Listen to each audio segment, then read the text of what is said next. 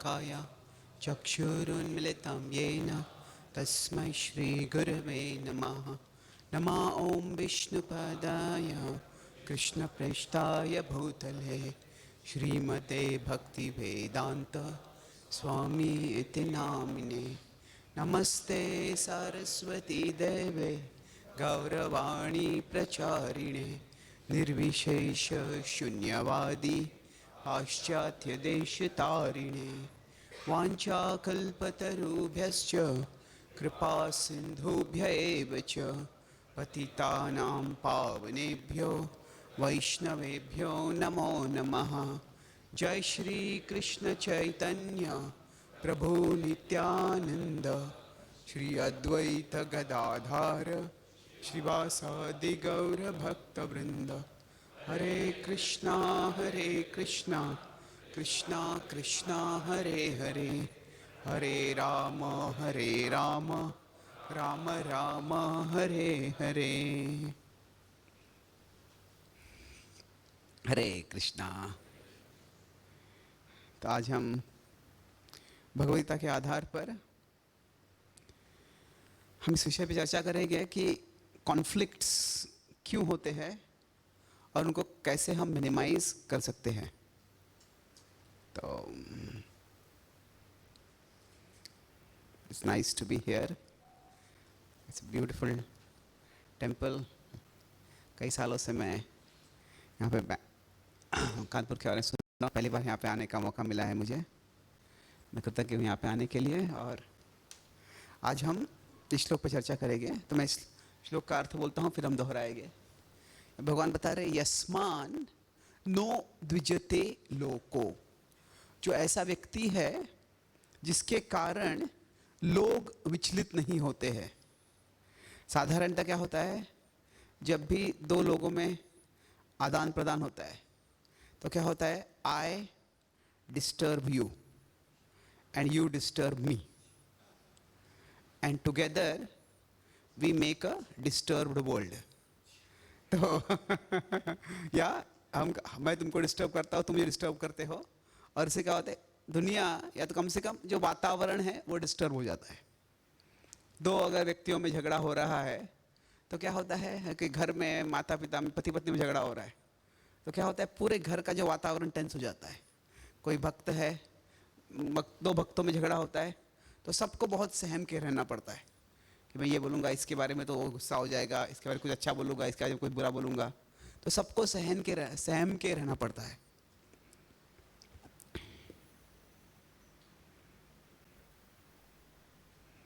तो यहाँ पर जो बताया जा रहा है कि हम साधारणतः जगत का ऐसा स्वभाव है कि हम एक दूसरे को डिस्टर्ब करते हैं। और ये ऐसी नहीं है कि क्यों डिस्टर्ब हो जाता है, ये हम देख सकते हैं, बाद में चर्चा कर सकते हैं। पर क्या है, संसार दावान लोक, जो अलग अलग के क्लेश होते हैं उसमें जो आदि भौतिक क्लेश होते हैं वो बहुत परेशान करते हैं। अभी कोई बाढ़ आ गया, कोई तूफान आ गया, कोई तो क्या हो गया, ठीक है अभी निसर्ग से आ गया, सहन कर लेंगे। कोई बीमार हो गया तो उसको हम अभी उसे दुख होता है पर सहन कर लेते हैं हम उसको। अगर हम देखते हैं ये तीन क्लेश होते हैं, उनमें से आध्यात्मिक या आधिदैविक जो है वास्तव में वो टॉलरेबल होते हैं। वो सहन करना इतना मुश्किल नहीं होता है, मुश्किल होता है पर ठीक है, क्या कर सकते हैं। अभी बीमार हो गए, अभी वातावरण बहुत गर्म हो गया, कहीं कुछ भूकंप आ गया, क्या कर सकते हैं, उसको सहन करना पड़ता है। पर क्या होता है, जो आधि भौतिक होता है वो सहन करना बड़ा मुश्किल लगता है। क्योंकि क्या होता है इसमें, ऐसे लगता है ये व्यक्ति ऐसे क्यों कर रहा है, कैसे कुछ बुद्धि नहीं है क्या, मुझे इतना परेशान क्यों कर रहा है ये, बस ऐसा बर्ताव नहीं करेगा तो मेरा जीवन इतना आसान हो जाएगा। तो इसीलिए क्या होता है कि हमको ऐसे लगता है कि अभी ये दो चीजें ये टॉलरेबल क्यों है, क्योंकि ये हमको लगता है ये अनकंट्रोलेबल है। क्या कर सकते हैं इसके बारे में भी, ऐसे ही है अभी। पर ये क्या लगता है हमको, कुछ हद तक तो भी ये ऐसे लगता है कि मुझे कंट्रोलेबल है या उस व्यक्ति के लिए कंट्रोलेबल है। थोड़ा सा परिवर्तन कर लेगा वो, थोड़ा सा यदि वो परिवर्तन कर लेगा तो फिर क्या होगा, वो व्यक्ति इस तरह से मुझे परेशान नहीं करेगा। तो इसीलिए तो यहाँ पे भगवान क्या बता रहे हैं कि दो चीजें हैं, ऐसा भक्त उनको प्रिय है, यस्मान नो द्विजते लोको, जो जिसके कारण दूसरे लोग विचलित नहीं होते हैं, और लोकान नो द्विजते चयः, जो दूसरों के कारण विचलित नहीं होता है। और फिर कुछ जो टिपिकल डिस्टर्बेंसेस जो है, हर्षामर्ष भयोद्वेगैर, चार बताते हैं। हर्ष, हर्ष का अर्थ क्या है? आनंद, बहुत सुख होना। हर्ष कब होता है? जुबिलेशन कब होता है? जब खास करके संबंधों में the person does acts according to our expectations. जो अगर मैं किसी को बोलता हूँ, बराबर जैसे मैं बोलता हूँ वैसे ही करता है, वो अच्छा लगता है, ये बहुत अच्छा व्यक्ति है। ये कोई हम अथॉरिटी है तो कोई सबॉर्डिनेट है, बिल्कुल अच्छा काम कर रहा है तो अरे ये तो बहुत रिलायबल व्यक्ति लगता है। या हम सबॉर्डिनेट है और हमारे अथॉरिटी हमको बहुत स्नेह दिखाते हैं और दे अप्रिशिएट करते हैं, तो क्या होता है? हर्ष होता है। हर्ष। फिर क्या है? आमर्ष। आमर्ष मतलब, ये इंटरेस्टिंग है, भगवान बता रहे हैं कि हर्ष ये जो है ये भी एक एजिटेशन है। ये हर्षामर्ष भयोद्वेगैर मुक्तो। अमर्ष मतलब पूरा ऑपोजिट टू आवर एक्सपेक्टेशन।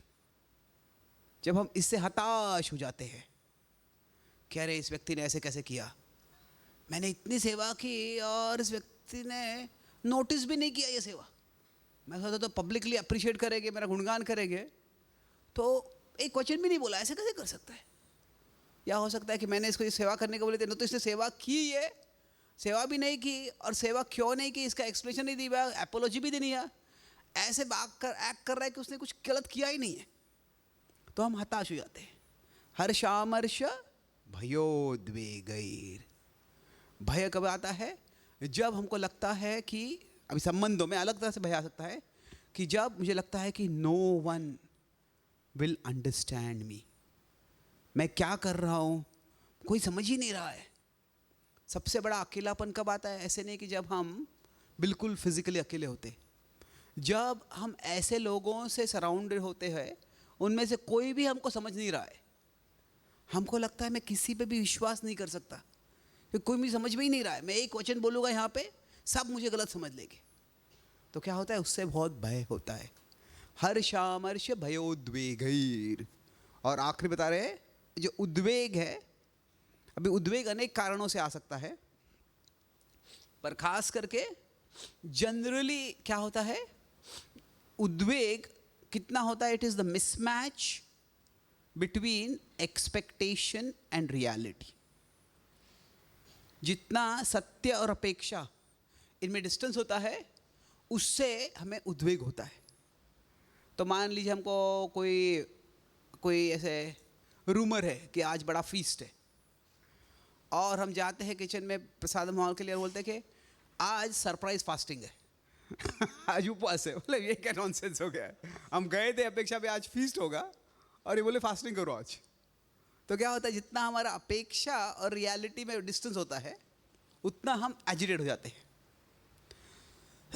तो भगवान बता रहे हैं कि ये चार चीज़ों से अगर हम मुक्त हो जाएंगे, हर्षामर्ष भयोद्वेगैर मुक्तो, और अगर ऐसा कोई कर पाएगा तो यह सच में प्रियः, ऐसा व्यक्ति मुझे प्रिय है। च में प्रियः। तो भगवान ऐसे भक्तों के बारे में वर्णन कर रहे हैं जो उन्हें प्रिय होए। तो हम इसको दोहराते हैं भी। यस्मानो द्विजते लोको लोकानो द्विजते च यः हर्षामर्ष भयोद्वेगैः मुक्तो यः सच में प्रियः। तो आसान श्लोक है, हम 3 बार साथ में दोहराते हैं अभी, रिस्पॉन्सिवली नहीं, साथ में, टुगेदर। यस्मान्नो द्विजते लोको लोकान्नो द्विजते च यः हर्षामर्ष भयोद्वेगैर् मुक्तो यः स च मे प्रियः यस्मान्नो द्विजते लोको लोकान्नो द्विजते च यः हर्षामर्षभयोद्वेगैर्मुक्तो यः स च मे प्रियः यस्मान्नो द्विजते लोको लोकान्नो द्विजते च यः हर्षामर्षभयोद्वेगैर्मुक्तो यः स च मे प्रियः। तो अभी थैंक यू, ये जो सेक्शन है भगवद गीता का, ये भगवद गीता में कितने अध्याय है किसी को पता है? 18 अध्याय। कितने श्लोक है उसमें? 700 श्लोक है। अभी हम कौन सा अध्याय के बारे में चर्चा कर रहे हैं? 12वें अध्याय। इसमें कितने श्लोक है? एक्सेलेंट। तो अभी ये 20 श्लोकों में जो है आखिरी जो श्लोक है ये 13 से 20, इन श्लोकों में क्या बता रहे भगवान?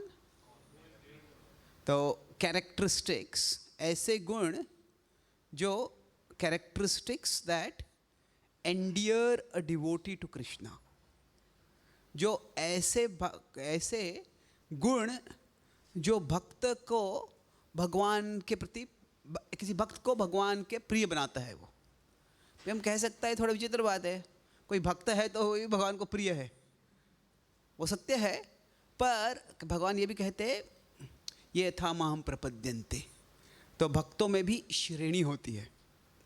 पर इसमें एक दिलचस्प बात बता रहे हैं, जो कैरेक्टरिस्टिक्स बता रहे हैं, वास्तव में भगवान बता रहे कि ऐसे भक्त मुझे प्रिय है, पर जो गुण बता रहे हैं वो वास्तव में डिवोशनल गुण नहीं बता रहे हैं, वो बिहेवियरल गुण बता रहे हैं। भगवान ये नहीं बता रहे कि जो भक्त बराबर सुबह उठ के 4:30 बजे मंगल आरती को आता है, जो सुबह बिना कुछ और खाए पिए अपना जप पूरा कर लेता है, एकादशी निर्जल करता है, या रोज़ 1 घंटा भागवतम क्लास बिना सोए सुनता है, तो ऐसे नहीं बता रहे। कोई रोज़ डिटी वर्शिप करता है, ये महत्वपूर्ण है, पर ये भगवान नहीं बता रहे। भगवान क्या बता रहे हैं? बिहेवियरल क्वालिटीज़ बता रहे। कैसे बता रहे? अद्वेष्टा सर्वभूतानां मैत्र करुण एव च। मतलब वो बता रहे हैं खास करके सारे जो गुण हैं वो it is not so much, कैसे अगर हम यहाँ पे है और हमारे ऊपर भगवान है, तो डिवोशनल क्वालिटीज़ मतलब क्या है कि how we relate with Krishna, उस तरह से मैं बता रहा हूँ डिवोशनल।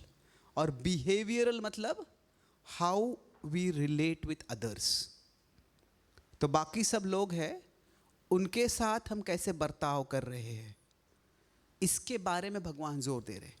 ऐसे नहीं कि डिवोशनल क्वालिटीज महत्वपूर्ण नहीं है, भगवान ने इनके बारे में पहले बताया है 9.13-14 में, सततम कीर्तयन्तो माम यतन्तश्च दृढ़व्रताः, या फिर चतुश्लोकी के पहले और दूसरे श्लोक बताते हैं इति मत्वा भजन्ते माम बुधा भाव समन्विता मच्चित्ता मद्गता प्राणा, बताया गया है उसके बारे में। ऐसे नहीं है कि डिवोशनल क्वालिटीज़ महत्वपूर्ण नहीं है, पर यहाँ पर खास करके भगवान बता रहे हैं कि ऐसा भक्त मुझे प्रिय है जो मुझे क्या करता है, जो इसका बर्ताव अच्छा है। तो कई बार अभी प्रभुपाद जी को पूछा गया था कि how do we know your disciples, इसको थोड़ा बड़ा कर सकते हैं क्या? I am just feeling a little running nose increase, it's little cold, मैं कोल्ड लग रहा है थोड़ा सा, 2-3 से बड़ा कर दीजिए।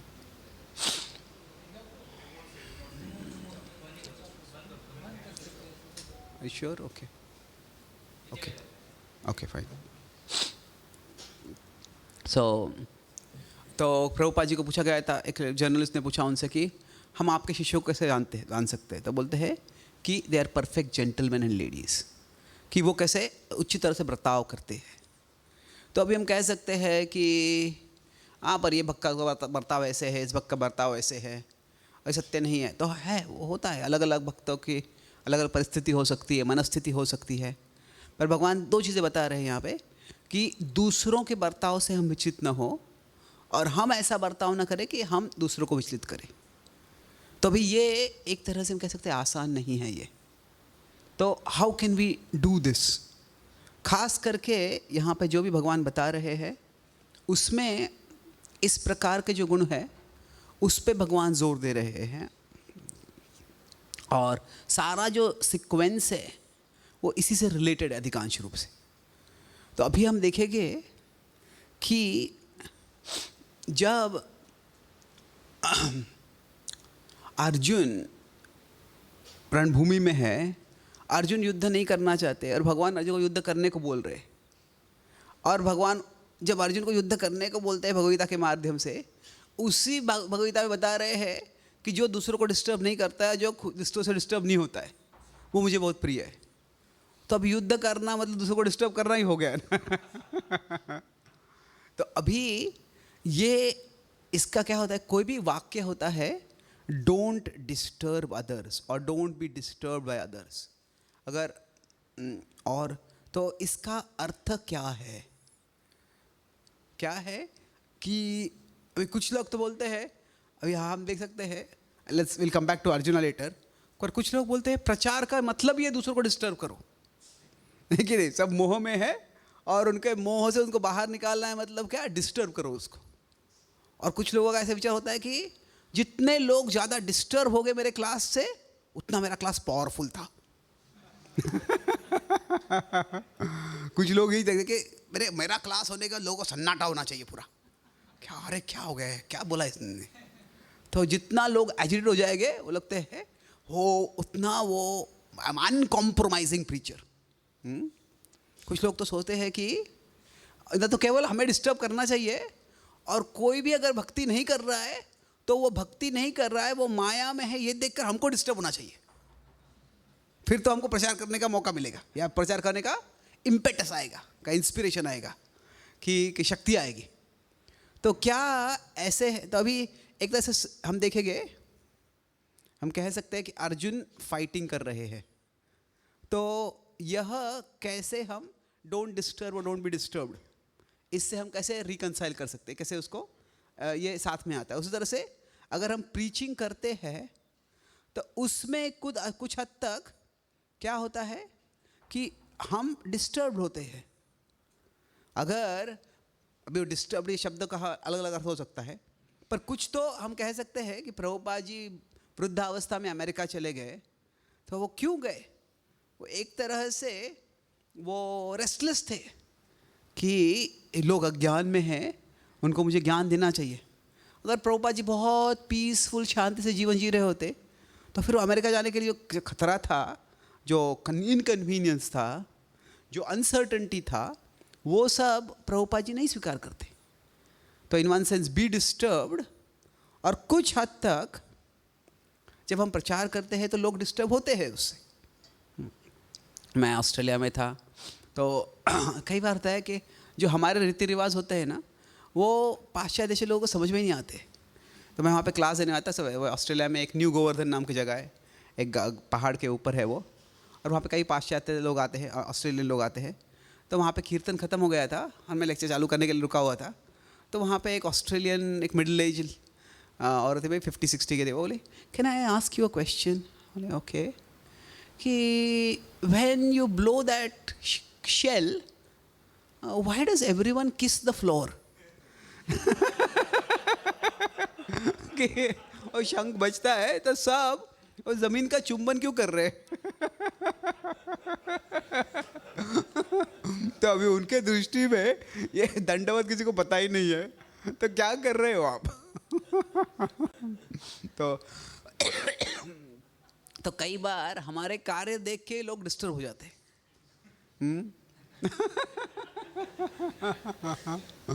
तो कुछ हद तक प्रचार करना मतलब हम डिस्टर्ब होते हैं और हम डिस्टर्ब करते हैं। भले हम कहते हैं हमारा वो उद्देश्य नहीं है, पर वो हो जाता है।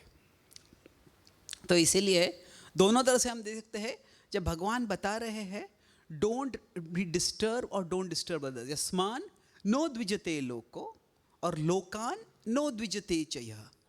जब इस तरह से भगवान बता रहे हैं तो उसका अर्थ क्या है।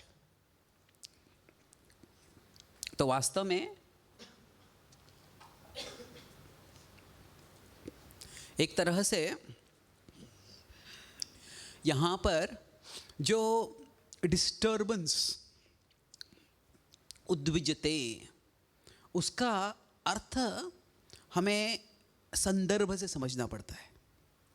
क्या है कि अभी अगर हम भगवद्गीता का शुरुआत देखते हैं तो पहले अध्याय के अंत में, दूसरे अध्याय के शुरुआत में अर्जुन डिस्टर्ब थे। अर्जुन बोल रहे थे मुझे पता नहीं है युद्ध करना है या नहीं करना है। और ख़ास करके डिस्टर्ब क्यों थे?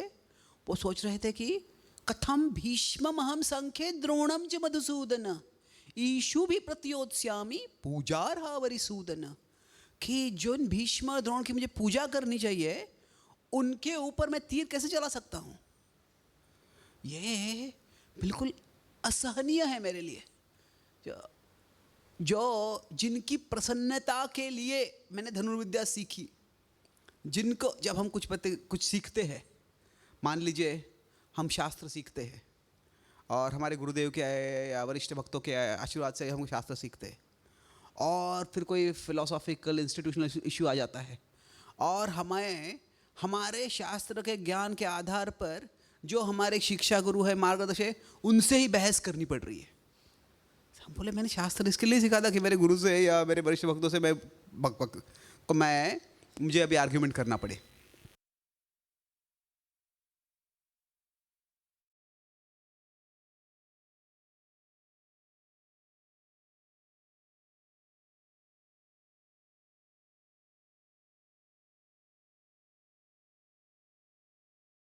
करो वो क्या टॉलरेट करो बता रहे हैं?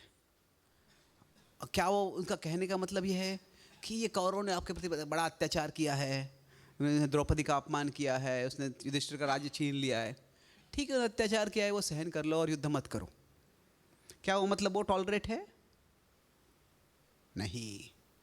टॉलरेट का मतलब टॉलरेट कौरवाज एट्रॉसिटीज ये नहीं है।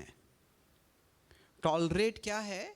वो tolerate the pain of fighting Bhishma.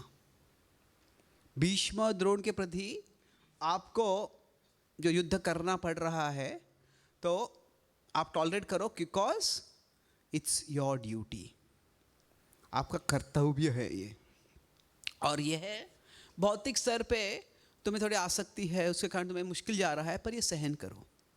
तो इसीलिए टॉलरेट भी क्या करना है वो समझना ज़रूरी है। नहीं तो मैं एक बार ऑस्ट्रेलिया में क्लास दे रहा था और अभी तो एक वक्त वहाँ पे है, अभी वो बहुत अच्छे से क्लास सुनते हैं और फिर अच्छा फीडबैक देते हैं, क्या क्या उनको अच्छा लगा, क्या उनको समझ में नहीं आया, क्या वो लेकिन अपने सफिशिएंटली एक्सप्लेन नहीं किया, तो अच्छा रिस्पॉन्स देते हैं। उस दिन वो आए और प्रभु आपका क्लास हमेशा मुझे सुन के बहुत सोचने को मिलता है, पर आज आपके क्लास में मुझे आपका क्लास अप्लाई करने का मौका मिल गया। इंटरेस्टिंग, मेरा क्लास टॉलरेंस पे ही था वो। तो बोला क्या अभी तुमको मेरा क्लास टॉलरेट कर रहा हो?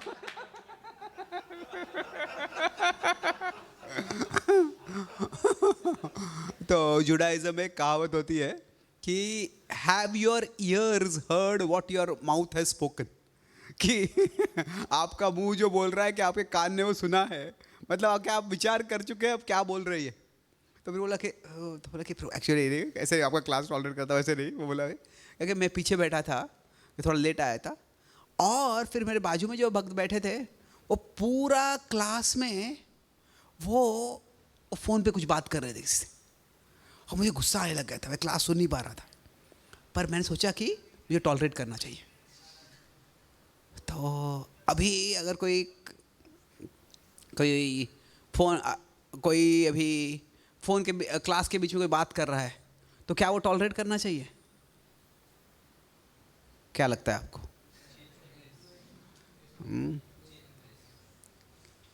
हाँ, कोई कुछ अगर क्लास बोरिंग है तो टॉलरेट कर लेंगे हम। पर साधारणतः क्या है कि टॉलरेंस का मतलब क्या है? टॉलरेंस का या उसका हर चीज़ का, हर सद्गुण का अभी उद्देश्य होता है। तो टॉलरेंस का what is the purpose of tolerance क्या है कि in our life we need to keep big things big. जो बड़ी चीज़ें हैं उनको बड़ा रखना है, और जो छोटी चीज़ें हैं उनको छोटा रखना है। Keep small things small. और इसके लिए सबसे पहले हमको इंटेलिजेंस चाहिए कि कौन सी चीज़ें बड़ी है और कौन सी चीज़ें छोटी है। तो अभी अर्जुन को भगवान बता रहे हैं कि तुम क्षत्रिय हो, तुम्हारा स्वभाव है कि संरक्षण करना लोग, you are a born protector, और संरक्षण करने के लिए तुम्हें किसी से भी युद्ध करना पड़े तो वो करने के लिए तुम्हें तैयार होना चाहिए, भले ही वो तुम्हारे गुरु हो या तुम्हारे दादा हो। ओके, आज तुम कह लोगे कि मैं युद्ध नहीं करूँगा, पर कल जब दुर्योधन और अत्याचार करेगा, और जब तुम कहेगे मेरे परिवार के प्रति अत्याचार के लिए मैं सहन कर लूँगा, पर वही दुर्योधन दूसरों के प्रति अत्याचार करेगा, और जब तुम वो सुनोगे, अगर तुमने तभी संन्यास ले लिया है तो तुम क्षत्रिय का धर्म छोड़ दिया है तुमने, फिर तब तुम जो है कुछ कर नहीं पाओगे। तो इसीलिए तुम्हारे लिए बिग थिंग क्या है, बड़ी चीज़ क्या है, अपने क्षत्रिय धर्म का कर्तव्य का पालन करना। छोटी चीज़ क्या है कि अभी तुम्हें किससे युद्ध करना पड़ रहा है। जो टॉलरेंस का अर्थ ये है कि हमें दो चीज़ें समझना ज़रूरी है कि कौन सी चीज़ बड़ी है और उसको बड़ी रखना। ऐसे अभी क्लास हो रहा है तो अभी ऐसे नहीं है कि क्लास के बीच में अगर कोई फ़ोन पे बात कर रहा है तो ऐसे नहीं कि उस पर चिल्लाना है। अभी क्या होता है कि अगर कोई क्लास में बोल रहा है, उस क्लास में थोड़ा कोई किसी का फ़ोन ऑफ नहीं है, उसका फ़ोन बज जाता है या ऐसे कुछ हो जाता है, तो क्या होता है, अगर वो व्यक्ति को वैसे ही करने देंगे तो क्या है कि इसमें बिग थिंग क्या है कि हम सब क्लास सुनने को आए हैं, हम सब क्लास में जो बताया जा रहा है समझने का प्रयास कर रहे हैं। तो अगर वो ही नहीं कर पाएंगे तो वो टॉलरेंस नहीं है, वो इम्पोर्टेंस हो जाएगा, वो शक्तिहीनता हो जाएगी, हमारा पूरा समय बर्बाद हो जाएगा। क्लास सुनने के लिए आए तो बिग थिंग क्या है, हमें क्लास सुनना है। स्मॉल थिंग क्या है कि ये व्यक्ति फ़ोन पे बात कर रहा है तो हम कुछ अलग अलग चीज़ें कर सकते हैं। शायद अगर हम अथॉरिटी के पोजीशन में तो बोल सकते हैं कि ये क्लास में आप फ़ोन की बात मत करो, आपको चाहिए तो आप बाहर जाके बात कर सकते हैं, या कुछ और हम कर सकते हैं। अगर सही में अथॉरिटी के पोजीशन में हमका फ़ोन कॉन्फिस्केट कर सकते हैं शायद नहीं करना चाहिए पर कर सकते हैं, या फिर आप जैसे बताया कि हम कहीं और जाके बैठ सकते हैं।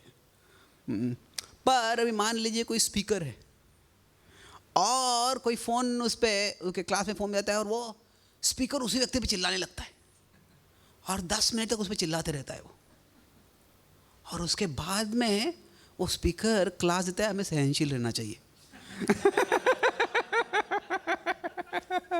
तो अभी क्या होगा, वो स्पीकर के बर्ताव से लोग इतने डिस्टर्ब हो जाएंगे कि बाद में क्या बोल रहे हैं वो सुन ही नहीं पाएंगे। क्या क्या कहते हैं, your action speak so loudly that I can't hear your words. तुम्हारा जो कर्तृत्व है, कार्य है, इतने ज़ोर से बोल रहे हैं। तो क्या है, अभी किसी को डांटते भी हैं तो अभी उन्होंने कुछ गलती की है, पर उनको डांटना, हम अगर उसको इतनी बड़ी चीज़ बना देंगे तो न तो हमारा ध्यान क्लास में नहीं रहेगा बाद में, और हमारा भी रहेगा तो भी ऑडियंस का नहीं रहेगा। तो इसीलिए keep big things big, keep small things small. ठीक है, अगर कोई किसी का फ़ोन बज गया तो उनको बोल सकते हैं नहीं आप आपका फ़ोन साइलेंट में कर दो, वो फ़ोन बात करें तो आप बाहर जाके बात करो। और हमें बोलना चाहिए। अगर बोलेंगे ही नहीं तो क्या है कि इसमें दो एक्सट्रीम हो सकते हैं टॉलरेंस में। एक है कि we make small things big, इससे क्या होता है, इनटॉलरेंस हो जाता है। अगर छोटी चीज़ को बड़ा करते अरे इतनी छोटी चीज़ इतना बड़ा करने की क्या ज़रूरत है तुमको। तो पर दूसरा क्या है, अगर हम बिग थिंग को स्मॉल कर देते हैं, इससे क्या होता है, इम्पोर्टेंस हो जाता है। इम्पोर्टेंस मतलब शक्तिहीनता, पोटेंसी हम कहते हैं। क्षत्रियों में पोटेंसी होती है, शक्ति होती है। भगवान ऑमनीपोटेंट होते हैं तो हमको ये दोनों अवॉइड करना है। तो इसके बीच में जो है वास्तव में टॉलरेंस है। तो टॉलरेंस कभी कभी कुछ लोग इम्पोर्टेंस में मान लेते हैं, पर इम्पोर्टेंस नहीं है ये। अभी क्या है, जब प्रभुपाद जी, मैं यहाँ भी कलकत्ता से आ रहा हूँ, तो कलकत्ता में उल्टा डंगा जंक्शन में हम कल गए थे। वहाँ पे एक दो दिन पहले वहाँ पे गए थे, कल वहाँ पे लेक्चर था। तो वहाँ पे भक्ति साहब ठाकुर ने कैसे पूरा गौड़िया मठ बनाया था, कितने सारे उनके शिष्य थे और काफ़ी बड़ी संस्था थी तभी, 64 branches, not a small thing. पर दुर्भाग्यवश जो भी हो गया उसके कारण वो पूरा जो आंदोलन है वो बिखर गया। तो तभी प्रभुपाद जी ने क्या प्रयास किया, ऐसे प्रभुपाद जी का कभी उद्देश्य नहीं था सेपरेटली कि जब वो अमेरिका गए तो मैं एक नई संस्था चालू करने वाला हूँ। प्रभुपाद जी यही सोच रहे थे कि मेरे गुरुदेव ने आदेश दिया है, इसको पालन करना है मुझे। तो in one sense Prabhupada ji सोच रहे थे कि वो गौड़िया मठ ही आगे बढ़ा रहे। ऐसे नहीं कि प्रभुपाद जी का पहले से योजना था कि मैं मेरे गुरुदेव से सेपरेट कोई ऑर्गेनाइजेशन चालू करने वाला हूँ। पर क्या हो गया, जो गौड़िया मठ के जो लीडर्स थे, कुछ भी कारण हो, न तो वो उनका आंदोलन आगे बढ़ा रहे थे भक्तिसार ठाकुर का, न वो प्रभुपाद जी को सहयोग दे रहे थे। प्रभुपाद जी को सपना आया कि उनके गुरुदेव सपने में आया, उनको बताया कि आप संन्यास ले लो। और उन्होंने अपने गुरु भाई से पूछा और गुरु भाई ने कहा कि संन्यास की बात कहाँ से आई है, तुम्हारा ट्रैक रिकॉर्ड क्या है, तुम गृहस्थ रह चुके हो अब तक, तुम पहले आके आश्रम में रहो, 5-10 साल तक आश्रम में रहो, हम तुम्हारा बर्ताव देखेंगे और फिर बर्ताव देखने के बाद अगर सीनियर डिवोटी सेटिस्फाई होगे तो हम आपको संन्यास देने का विचार कर सकते हैं। तो अभी उनके आश्रम की दृष्टि से ठीक लगेगा, कोई अगर अचानक बोलता है वो आश्रम में आया ही नहीं है, वो संन्यास दे दो मुझे, तो उनकी दृष्टि से सही था वो। पर भले ही प्रभुपाद जी गृहस्थ के रूप में थे, पर फिर भी उनका डेडिकेशन था। वो ने पूरा लीग ऑफ डिवोटी चालू किया था, उनने back to Godhead run किया था। तो फिर प्रभुपाद जी बोले ठीक है, ये नहीं कर सकता मैं, मेरे पास समय नहीं है। प्रभुपाद जी ऑलरेडी 60 के ऊपर हो गए थे वो। तो अपने दूसरे गुरु भाई के पास गए, उन्होंने कहा यार तुरंत आपको ज़रूर संन्यास लेना चाहिए। तो वहाँ पे तो उनको सपोर्ट मिल गया। पर जब वो अमेरिका जा रहे थे तो न तो उनको कुछ फाइनेंशियल सपोर्ट मिला, कुछ आर्थिक मदद नहीं मिली, कुछ फॉलोअर्स, कुछ अनुयायी ने कुछ मदद नहीं किया। यहाँ तक कि जब प्रभुपाद जी को अमेरिका में वो मंदिर बनाने के लिए उन्होंने जगह देख ली थी, तो उन्हें अपने गुरु भाई से कहा कि यहाँ पे भारत में एक डोनर भी मुझे मिल गया है, पर वो डोनर आपको फॉरेन एक्सचेंज हमें भारत से बाहर ले जाना आसान नहीं है, तो कृपया आप दिल्ली में जाकर भारत के जो राष्ट्रपति उनसे बात कीजिए। तो उनके गुरु भाई ने उनको बताया कि ये तुम्हारा मिशन बोनाफाइड नहीं है, कि तुम्हारा मिशन बोनाफाइड नहीं है, इसमें हम कुछ मदद नहीं करेंगे आपकी। बोलते कि उनका विचार था कि हम जो है वो गौड़िया मठ चला रहे, हमको भक्तिसार ठाकुर का संग था, तो हमारे ऑथराइजेशन के बिना, अभी प्रभुपाद जी अपने गुरु भाइयों से आशीर्वाद लिया था थोड़ा बहुत, पर क्या था कि उनको वो उन्होंने ही डिडंट कोऑपरेट। वो यहाँ तक बोले आप गौड़िया मठ का नाम भी इस्तेमाल नहीं कर सकते। तो फिर तो प्रभुपाद जी ने फैसला कर लिया कि ये सारे उलझन में मुझे फंसना नहीं है। तो उन्होंने इस्कॉन संस्था कर दी। और वो भी सोच रहे थे कि वो इस्कॉन का जो गवर्निंग बॉडी पहले बनाने वाले थे उसमें वो सारे अपने गुरु भाइयों को रखना चाहते थे, पर दुर्भाग्यवश वो हो नहीं पाया। पर मेरा पॉइंट ये था कि Prabhupada ji he did not, वो अगर उनके गुरु भाई ने कहा था कि अरे तुमको संन्यास नहीं मिल सकता है, तो फिर वो ठीक है, वही बात सुन के वो कुछ भी नहीं कर सकते थे। तो क्या मुझे उनको संन्यास लेके क्या, अभी तभी तो कुछ सन्यासी को आदर थोड़ा बहुत मिलता था, पर प्रभुपाद जी को प्रचार करना था। और उनके लिए बिग थिंग क्या था कि मेरे गुरुदेव का आदेश पालन करना है, मुझे मेरे गुरुदेव ने मुझे आदेश दिया है उसको पालन करना है। और फिर उसके लिए अगर मुझे कोई इंस्टीट्यूशन सपोर्ट नहीं मिलता है ठीक है, पर मैं तो जो है वो उसको छोटी चीज़ मान लेते हैं, उसको स्मॉल रखो। और जो बिग चीज़ क्या है कि अभी उन्होंने अपने गुरु भाइयों को थोड़ा इनकरेज करने का प्रयास किया, उनको प्रचार करने के लिए प्रेरणा देने का प्रयास किया, पर वो सब उनको सब लगता है ये तो नए भक्त है। उनके दृष्टि से प्रभुपाद जी नए भक्त थे। क्या कि प्रभुपाद जी मोस्टली गृहस्थ के रूप में रहे थे, वो कभी आश्रम में नहीं रहे थे, तो फिर उन्होंने उनके प्रभुपाद जी को ज़्यादा ध्यान नहीं दिया। तो फिर प्रभुपाद जी इसको I don't want to get involve in this, तो उन्होंने अपने गुरु भाइयों को डिस्टर्ब नहीं किया ज़्यादा, अरे तुम ये नहीं कर रहे हो, तुम ये नहीं कर रहे हो, तुम मुझे मदद नहीं कर रहे हो, ये नहीं कर रहे हो। पर साथ साथ वो उनके ज़्यादा डिस्टर्ब भी नहीं हुए। वो ये नहीं बोले थे अरे मैं प्रचार करने का प्रयास कर रहा हूँ, ये मैं हमारे गुरुदेव का संदेश है, तुम मुझे मदद क्यों नहीं कर रहे हो। ठीक है, अगर नहीं मदद कर रहे हो ठीक है। एक चैप्टर है जब प्रभुपाद जी लीलामृत में सेकेंड वॉल्यूम में वो उनको अपने गुरु भाई से मिलता है कि it will not be possible to help you, कि एक्चुअली ये उनके गुरु भाई नहीं बोलते हैं, उनके जो गुरु भाई होते हैं वो उनके लेटर को रिस्पॉन्ड भी नहीं करते, वो मोस्टली वो अपने एक सेक्रेटरी को बोलते हैं कि तुम रिस्पॉन्ड करो। और वो भी क्या है, थोड़ा एटिकेट का बात होता है ये, कि अगर अभी कुछ प्रभुपाद जी कुछ लेटर होते थे ना, वो क्या करते थे, प्रभुपाद जी का डिसाइपल लिखते थे और प्रभुपाद जी कॉर्नर में काउंटर साइन कर देते थे, दिस इज सीन बाय मी। और कुछ प्रभुपाद जी खुद लिखते हैं या खुद डिक्टेट करते हैं। तो अभी कैसे है कि ये अगर आपके गुरु भाई लिख रहे हैं आपको कुछ और बोलते हैं कि मेरे सेक्रेटरी से बात कर लो आप, it is that it self is थोड़ा डिसरिस्पेक्टफुल है ये। तो प्रभुपाद जी उससे ज़्यादा विचलित नहीं हुए, ठीक है ये नहीं हो रहा है, नहीं हो रहा है। तो he did not go against his god brothers कि उनके खिलाफ मुझे उनको शिकायत करनी है, या उन्होंने ये भी नहीं किया कि उससे हताश हो गए। तो भी अर्जुन की दृष्टि से जब भगवान बता रहे यस्मान नो द्विजते लोको लोकान नो द्विजते च यः, तो इसका मतलब क्या है कि उस संदर्भ में कि अभी जब पांडव वनवास से आए तो क्या हुआ, वो अभी एक दृष्टि से था कि उनको तो लग रहा था कि उनका जो कॉज है, उनका जो कॉज, उनका जो उद्देश्य है वो नोबल है, वो अच्छा उद्देश्य है।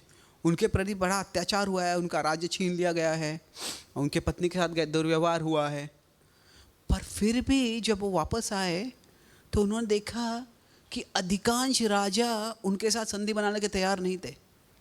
ऐसे नहीं था कि जो 11 अक्षहुनी जो कौरव के पक्ष में गए थे वो सारे लोग बुरे थे, ऐसे नहीं था कि सारे लोग असुर थे। वो क्या हुआ था कि जो पांडव जब जंगल में चले गए थे तो सारे दुनिया से कट ऑफ हो गए थे वो।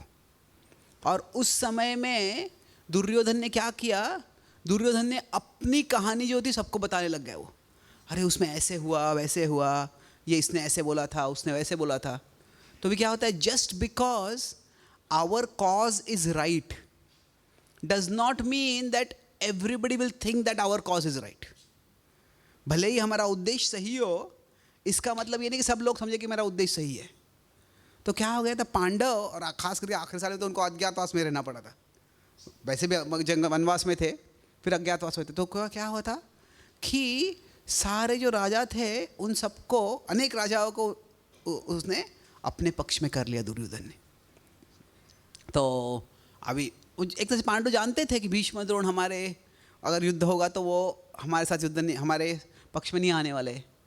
पर अभी ये देखकर कि कितने लोग हमारे विरुद्ध आ गए, यस्मान नो द्विजते लोको, उस लोकान नो द्विजते चया, कि उनके द्वारा उचित न हो।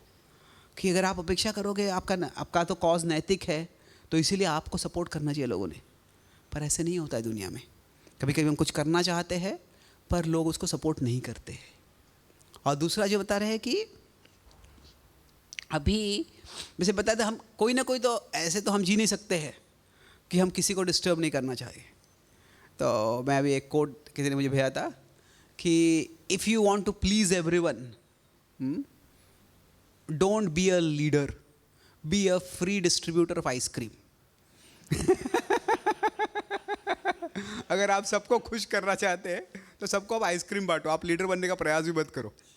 क्योंकि अगर लीडर बनना है तो कभी कभी हार्ड डिसीजन लेने पड़ते हैं। कुछ भी करना है आपको जिम्मेदार, अगर आपको पेरेंट बनना है, माता पिता आपको बनना है, तो ऐसे नहीं कि आप बच्चे को हमेशा खुश कर सकते। तो अगर हम बोलेंगे कि मैं कोई भी मुझसे विचलित ना हो, ये संबंध नहीं है। पर क्या है यहाँ पे जो बता रहे यस्मान नो द्विजते लोको, नो अननेसेसरी एजिटेशन, कि ज़रूरत से ज़्यादा किसी को विचलित करने की ज़रूरत नहीं है। जैसे मतलब क्या है कि अगर कोई क्लास में फ़ोन यूज़ कर रहा है तो अभी उसको एक लंबा लेक्चर देने की कोई ज़रूरत नहीं है। ठीक है, उसने गलत किया है, उनको बोल दो कि आप फ़ोन साइलेंट कर लो या आप बाहर जाके बात कर लो। जो उससे भी उनको बुरा लग सकता है, अरे तुम ऐसे क्यों बोला मुझे, पर क्या है वो उतना डिस्टर्बेंस ज़रूरी है। तो इसमें बेसिकली क्या है कि एक तरह से we have our service, we have our dharma, और हमारे धर्म से हमें विचलित नहीं होना है कि दूसरों के कार्यों से हम इतना डिस्टर्ब हो जाते हैं कि हम हमारे धर्म से विचलित हो जाते हैं, या हम हमारा धर्म करने के भूल कर हम दूसरों को विचलित करने लग जाते हैं। तो ये दोनों हमें अवॉइड करना है। और जब ये हम समझते हैं तो there will always be people who will be displease with us. ऐसे होगा ही, सबको तो हम संतुष्ट नहीं कर सकते। पर जब हम हमारा जो धर्म है, हमारा जो कर्तव्य है, उसमें हम एकाग्र रहते हैं, तो धीरे धीरे लोग देखते हैं कि ये जो व्यक्ति है मुझे डिस्टर्ब करने के लिए ऐसे कार्य नहीं कर रहा है। ठीक है, ये व्यक्ति का ये प्रायोरिटी है, ये इसकी इच्छा है। तो अभी हम ये डिस्टर्बेंस कैसे अवॉइड कर सकते हैं? तो सबसे पहले I am talking 3 different parts. पहले मैंने बताया कि कैसे अभी न डिस्टर्ब करने का मतलब क्या है। तो अभी अगला पॉइंट जो हम देखेंगे कि जब हम कह रहे हैं कि वी शुड नॉट डिस्टर्ब और बी डिस्टर्ब्ड, तो वो कैसे हो सकता है? जो डिफरेंसेस, ये अनिवार्य है। इस जगत में क्या है कि हम कुछ भी कार्य कर रहे हैं उसमें डिफरेंसेस तो होंगे। अगर मान लीजिए हम कोई सेवा करना चाहते हैं, तो हमारा एक कार्यक्रम है, किसी और का एक और कार्यक्रम है, और दोनों एक ही गाड़ी है टेम्पल में, दोनों को गाड़ी चाहिए। तो क्या है, वो डिफरेंस हो गया। अगर हम किचन इंचार्ज हैं, हम चाहते हैं कि हम इस फेस्टिवल के ये मेन्यू बनाएंगे, और कोई बोलता है नहीं इस फेस्टिवल का आप ये मेन्यू बनाओ, तो क्या है, डिफरेंसेस है। हम डीटीज़ को डेकोरेट करना चाहते हैं फेस्टिवल में, हम बोलते हैं ये इस प्रकार का डेकोरेशन बनाएंगे, कोई और बोलता है इस प्रकार का डेकोरेशन बनाओ। ये डिफरेंसेस जो है हर चीज़ में होने ही वाले हैं। तो डिफरेंसेस जो होते हैं वो in one sense they can be at 3 levels, और let us put it this way, 3 स्तर पे हो सकते हैं। कि एक है एक्शंस के स्तर पे, कि क्या करना है, उस स्तर पे डिफरेंसेस हो सकते हैं। दूसरा है कि जो है एनालिसिस के स्तर पे या इंटेलिजेंस के स्तर पे। I will explain what I mean by this. और तीसरा है इंटेंशन के स्तर पे, उद्देश्य के स्तर पे। अभी क्या है कि मान लीजिए एक्शन के स्तर पे मतलब क्या है, ठीक है, अभी हम बोलेंगे कि अच्छा इस फेस्टिवल के लिए हम जलेबी बनाएंगे, कोई और बोलता है हम बासुंदी बनाएंगे। तो अभी क्या है, दोनों का अलग निष्कर्ष है, दोनों अलग अलग फैसला करना चाहते हैं। अभी इसमें कोई तत्व ज्ञान की कोई बात नहीं है, क्या है फिलोसॉफिकली बासुंदी बनाना सही है और जलेबी बनाना गलत है, ऐसे नहीं है। ये ठीक है, लोगों का अलग अलग विचार हो सकता है, लोगों का अच्छा ये इसमें अलग अलग चीज़ें हो सकती है। इट लाइक पीपल में have their likes dislikes, people में हैव देयर, ये प्रेफरेंस के स्तर पर हो जाता है। प्रेफरेंस मतलब हर व्यक्ति का अपने अपना उनको अच्छा लगता है। अभी कोई नए जगह पे हम सेंटर बना रहे हैं, कोई बोलेगा पहले हम कांग्रेगेशन प्रीचिंग करते हैं जिससे कि लोग आ जाएंगे, वहाँ पे फंड्स आ जाएंगे हमारे पास। कोई बताएगा पहले हम यूथ प्रीचिंग करते हैं जिससे भक्त आ जाएंगे, जैसे ब्रह्मचर्य आ जाएंगे, उससे क्या होगा, जो मंदिर स्ट्रांग हो जाएगा, फिर बाद में कांग्रेगेशन आ जाएगा। भाई कौन सही है? ऐसे इसमें कोई प्रिंसिपल की बात नहीं है। अलग अलग लोग अलग अलग प्रचार कर सकते हैं। अभी अगर आप मिडिल ईस्ट में जाते हैं, मैं ये 10-15 दिन में ओमान में जाने वाला हूँ, वहाँ पे कोई ब्रह्मचारी है ही नहीं, वहाँ पे सब कांग्रेगेशन ही है, वहाँ पे मंदिर भी नहीं है, सब लोगों के घर में ही कार्यक्रम होते हैं वो। तो अभी बिना किसी ब्रह्मचारी के, बिना किसी मंदिर के, बिना किसी डीटीज़ के बहुत प्रचार हो रहा है। हम बोले कि यार डीटीज़ नहीं, मंदिर नहीं, ब्रह्मचारी नहीं, क्या है प्रचार, कैसे होने वाला है? पर क्या है, वहाँ पे हो रहा है प्रचार। तो कैसे गंगे वौघम उदन्वती, जैसे गंगा हमेशा सागर के पास जाते रहती है, तो जो भक्त होते हैं कोई मार्ग ढूंढ के जाते रहते हैं आगे, तो प्रचार होते रहता है। पर पॉइंट ये है कि कुछ कुछ चीज़ें होती है वो एक तरह से ठीक है, this is your opinion, this is what you want to do, okay. कभी कभी क्या होता है कि जब एनालिसिस पे होता है कि ठीक है तुम ऐसे विचार क्यों कर रहे हो, तो यहाँ पे क्या है कि बेसिकली हम उस व्यक्ति के विचार को समझते हैं, ऑल्दो उनका कंक्लूजन से हम एग्री नहीं करते। It like okay, I understand where you are coming from, I don't agree with it but I understand. ये समझ में आ रहा कि ये अलग चीज़ है कि तुम ऐसा विचार क्यों कर रहे हो। तो अगर तुम बोल रहे हो कि पहले हमें, अगर हम मंदिर कंस्ट्रक्ट कर रहे हैं तो हम पहले टेम्पल हॉल बना लेंगे, तो उससे क्या लोग आएंगे तो सत्संग को डिटीज का दर्शन होगा। एक व्यक्ति बोलता है, दूसरा व्यक्ति बोलता है कि नहीं, अगर हम टेम्पल हॉल बन जाएगा तो लोग बोलेंगे टेम्पल खत्म हो गया, उसके बाद में किसी के लिए कोई फंड देने वाला नहीं है उसका। तो अगर टेम्पल सबसे बाद में बनाना चाहिए हमको, पहले बाकी सब कुछ बना लो। तो अभी बोले, तो अभी इसमें से ठीक है, कई व्यक्ति कहे कि हमको फंड रेजिंग में ज़्यादा प्रॉब्लम नहीं आना चाहिए, व्यक्ति बोले हमको प्रचार करना है। तो I understand why you think like this, I don't agree with you. तो यहाँ पे क्या है, इट्स इंटेलिजिबल कि कम से कम, अच्छा तुम बुद्धिमान हो, तुम्हारी बुद्धि तुम काम कर रहे हो, तुम्हारी बुद्धि तुम इस्तेमाल कर रहे हो, but I don't agree with the conclusion. कैसे होता है कि अगर, और ऐसे हो सकता है, क्योंकि क्या है कि अलग अलग लोगों के अलग अलग विचारधाराएं हो सकती है, उनकी प्रायोरिटीज अलग अलग हो सकती है, तो इसमें प्रॉब्लम नहीं है। पर अगर किसी का इंटेंशन को ही हम बुरा मान लेते हैं तो फिर वो अनएक्सेप्टेबल हो जाता है। कि अगर कोई बोलता है कि पहले हमें गेस्ट रूम बनाना चाहिए, क्यों बोलते हैं कि अगर गेस्ट रूम बनाएंगे तो लोग आएंगे लोग रहेंगे, तो बोलते अरे अगर हम सोचने लगते हैं, हमको लगता है वक्त के तुमको ऐशो आराम से रहना है पहले, और तुम गेस्ट रूम बनाओगे, तुम अच्छे गेस्ट रूम में रहोगे, और तुम्हें अगर मान लीजिए हम ऐसा सोचते हैं, तो फिर क्या होता है कि उस व्यक्ति के उद्देश्य को ही हम क्वेश्चन कर रहे हैं। और जब इंटेंशन को क्वेश्चन होने लगता है हम, तो फिर तभी क्या होता है कि वो रिलेशनशिप, वो संबंध को बनाए रखना बड़ा मुश्किल हो जाता है। जब तक हमको लगता है कि हम सब यहाँ पे आए हैं प्रभुपाद जी की सेवा करने के लिए, कृष्ण की सेवा करने के लिए, पर अलग अलग लोगों के अलग अलग विचारधारा है कैसे सेवा करनी, उसको ठीक है। पर अगर हमको लगता है कि ये जो व्यक्ति है ये खुद के ही नाम के लिए ये खुद का ऐशो आराम चाहता है, खुद के नाम और ख्याति चाहता है, ये वास्तव में भगवान की सेवा में इंटरेस्टेड ही नहीं है। जब ऐसा विचार आने लगता है तो फिर उस व्यक्ति पे विश्वास रखना, उस व्यक्ति से अच्छा संबंध रखना, ये बड़ा मुश्किल हो जाता है।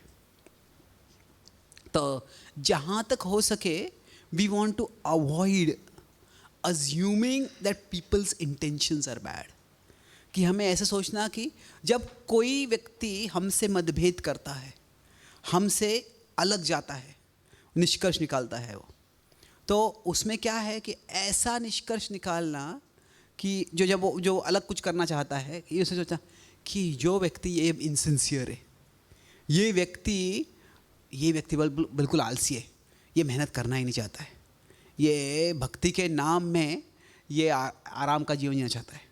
जब हम किसी के इंटेंशंस को क्वेश्चन करते हैं तो लगभग तभी वो जो रिलेशनशिप है it has gone to the point of no return, कि उसको तभी वो रिलेशनशिप को बचाना बड़ा मुश्किल जाता है। कि आपको पता है रोलिंग योर आइज़ मतलब क्या है, क्योंकि बोलता है और उसको हम मानते ही नहीं हैं, ये मतलब उसको कहते हैं कि ये जो बोल रहा है बकवास बोल रहा है। When we don't believe what somebody is saying, we don't take something seriously. तो ये ऐसे ही बोलते रहता है, अगर कोई कुछ बोल रहा है और पीछे से बोलते हैं इन्हें पागल है ये व्यक्ति। तो अगर कोई ऐसे बोल रहा है तो क्या होगा, मतलब उसके प्रति कुछ आदर नहीं है, उसके बुद्धि का कुछ विश्वास नहीं है, हमें विश्वास नहीं है। वो अगर कोई ऐसा विचार करने लगता है उस व्यक्ति के बारे में ना, क्या हो सकता, कभी कभी किसी का मिसजजमेंट हो सकता है, और कभी कभी हो सकता है कोई व्यक्ति किसी चीज़ में किसी एक व्यक्ति कॉन्ट्रैक्ट देता है कंस्ट्रक्शन के लिए, और वो व्यक्ति जिम्मेदार नहीं है या व्यक्ति बेईमान है, तो पैसा खराब हो जाता है। तो ये क्या है, मिसजजमेंट है ये। तो शायद वो फैसला करना चाहिए कि ठीक है, may be I should not be handling money so much, but we can say that a person does misjudgement, but still that person is not a ill motivated person. कभी कभी किसी व्यक्ति का बुद्धि किसी दिशा में कम हो सकता है, पर इसका मतलब ये नहीं है कि व्यक्ति का उद्देश्य ही बुरा था। सो हियर इट इज़, यहाँ पे जो होता है ठीक है तुमने ऐसा फैसला किया था, वो फैसला मुझे लगता है कि मिस जजमेंट है, हो सकता है, पर यहाँ पे क्या है, ये एक तरह से इल मोटिवेशन है। और जो बताते हैं कि जो डुप्लिसिटी जो होते हैं, पाखंड जो होता है, अगर वो आता है तो फिर वो उसको हमें, उससे हमें बचना है। वो आता है तो संबंध बहुत खराब हो जाता है। तो I give 2 examples of this, कैसे इस तरह से हमें करना चाहिए, करने से क्या होता है, ऐसा न करने से कैसे हम वैष्णव शिष्टाचार बनाए रख सकते हैं। तो अभी अगर हम महाभारत सुनते हैं,